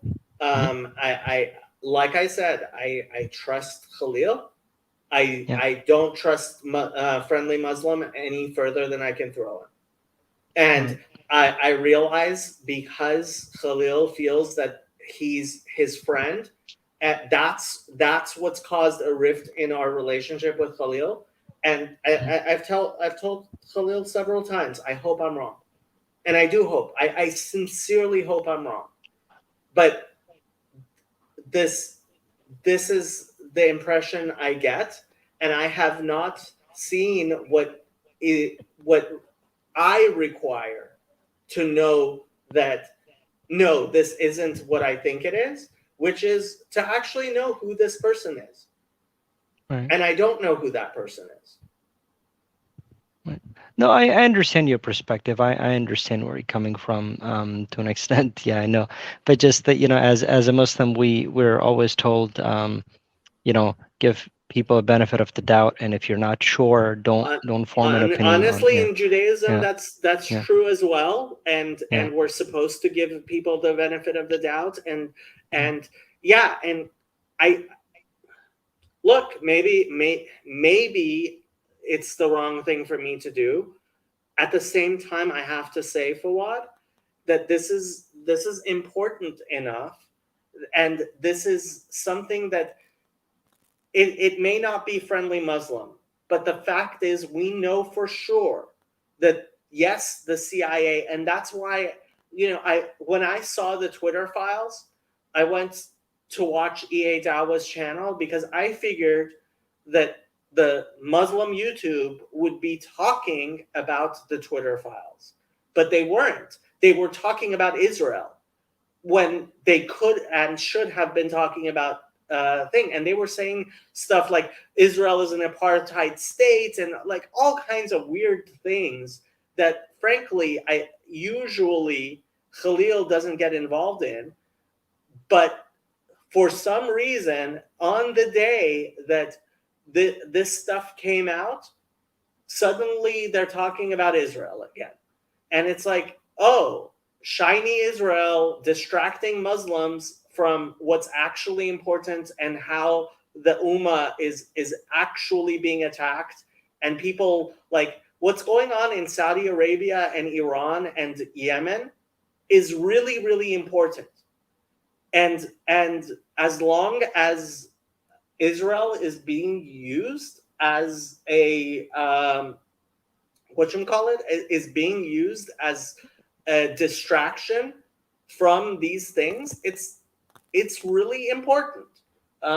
When you passed it from one tongue to the other and said with your mouths what you had no knowledge of, taking it lightly while it is extremely serious in the sight of Allah. Look, I could cite many, many things in Judaism which is exactly the same. And I try to be very careful in my accusations. And like I've said many times, I don't know for sure, friendly Muslim, but I have my suspicions. And all I can say is this is what I suspect. And maybe I'm wrong. I hope I'm wrong. I sincerely hope I'm wrong. As I said, at the end of the day, brother, like I would have loved for you to be part of that panel, quite regularly because I liked your presence on there. I like the fact that, and again, no disrespect to any Christians out there, that might be watching right now or later on. Absolutely no disrespect to anybody, but I do personally think that they misrepresent certain verses from the Old Testament, and Jesus is a prophet for us. So, when it comes to certain verses as the virgin birth, like it would be more convenient for me as a Muslim to side with them instead of with the Jews, right? But when I see something is being taken out of context, I'm the first one to voice my opinion, right? So Ariel was on our channel the other day, and he was having this heated conversation with one of the Catholics on there, and I was on the side of Ariel. I said no. I said you Christians are taking things out of context, and the whole conversation got really heated and everything. With John Fisher, I don't know. I'm sure you probably have come across him. before Dawa. Yeah. Yeah. You know, No, so I mean, I liked it when I was coming on regularly on EA Dawa, Yeah. and we ended up having the split because when that whole thing happened with Jake, every time I was having a discussion with Khalil and Jake where we were coming to an understanding, friendly Muslim would create misunderstandings, would create disagreements between us when we were understanding and agreeing with each other, which is why I moved him into the background. I took him out of the discussion because he was deliberately interfering. You can go back and watch these videos. They're still all there. I just And I have I to remember say, watching. the fact that he took my interview with him on his channel, and he takes all the, like, he has no backlog. This guy is very suspicious, Fawad. If you pay attention, you will see he does things that are very, very suspicious. As I said, like I haven't had much interaction with him, you know. It's just only through a channel saying Assalamu alaikum, you know, and he just only is there to moderate, and he does, you know, like he moderates sometimes, and sometimes he inflames. You can actually watch almost all of the streams from the past like for the past 2 months or something. I've been part of the streams quite regularly for the past month and a half or 2 months. Like he almost never talks. I know Fawad, but he does sometimes talk, and if you pay attention, you will see usually he's moderating the conversation, he's making it more moderate, but when it becomes, so for example, when I was on there and there was the discussion of Mahsa Amini, and I said, you know, I don't trust all the news that's coming out of Iran because I can't trust the news that's coming out of Iran. He suddenly launched into this thing about how, like, Iran's government was horrible, and which was very uncharacteristic for him, but he very emotionally was condemning the government of Iran. Like, again, I am giving specific examples, and there are videos, the videos on my channel, you can go back and see, and the way he runs his channel. So any normal channel, interviews like the interview he had, it's not just the interview with me, he takes off all the old interviews. So he doesn't have a backlog on his channel. This is Friendly Muslim's own channel, right? It's like the stuff that he's doing is very suspicious, Fawad. Pay attention. But okay, wouldn't you say? Yeah. Okay. It's getting late here, but go ahead and say whatever you want. Okay, no, I just want to say one thing. Like, you know, I have tried visiting his channel. He barely has any followers. You know, I mean, what you're saying, it would make more sense if he has a great following, and No. You know, you see this pattern. Like you know, like nobody even knows who right, and he's going to go. My thing is, I sincerely believe he's going to ghost Khalil soon, and he's just going to disappear as if he was never there, and he's going to go on and LARP or do whatever he's doing in another place. That's the thing. He's doing it he's doing it behind the scenes, and he's using Khalil as the front man, and that was what I was warning Khalil of, and I hope I'm wrong. I sincerely hope I'm wrong, but I think he's using Khalil. And I say this truly out of concern for Khalil. I hope I'm wrong, Fawad. I 100% hope I'm wrong. But anyways, as I said, brother, you're most welcome anytime you like to Brazil. You know, and anytime you'll be my personal guest. Just let me know a day in advance, and Yeah. this is something like I even told Khazi the other day. Yeah. I was like, anytime you can, please do visit Brazil. It's a great I country. actually would love to, Yeah. and one of these days I might. And obviously the invitation is open the other way around. But yeah, Thank you, brother. and I'm sorry Yeah. that it's. I mean, I certainly would have preferred if this thing with Khalil had not blown up the way it did, and you know what? I hope I find out that I'm wrong and I can apologize sincerely to Khalil and take back everything I said.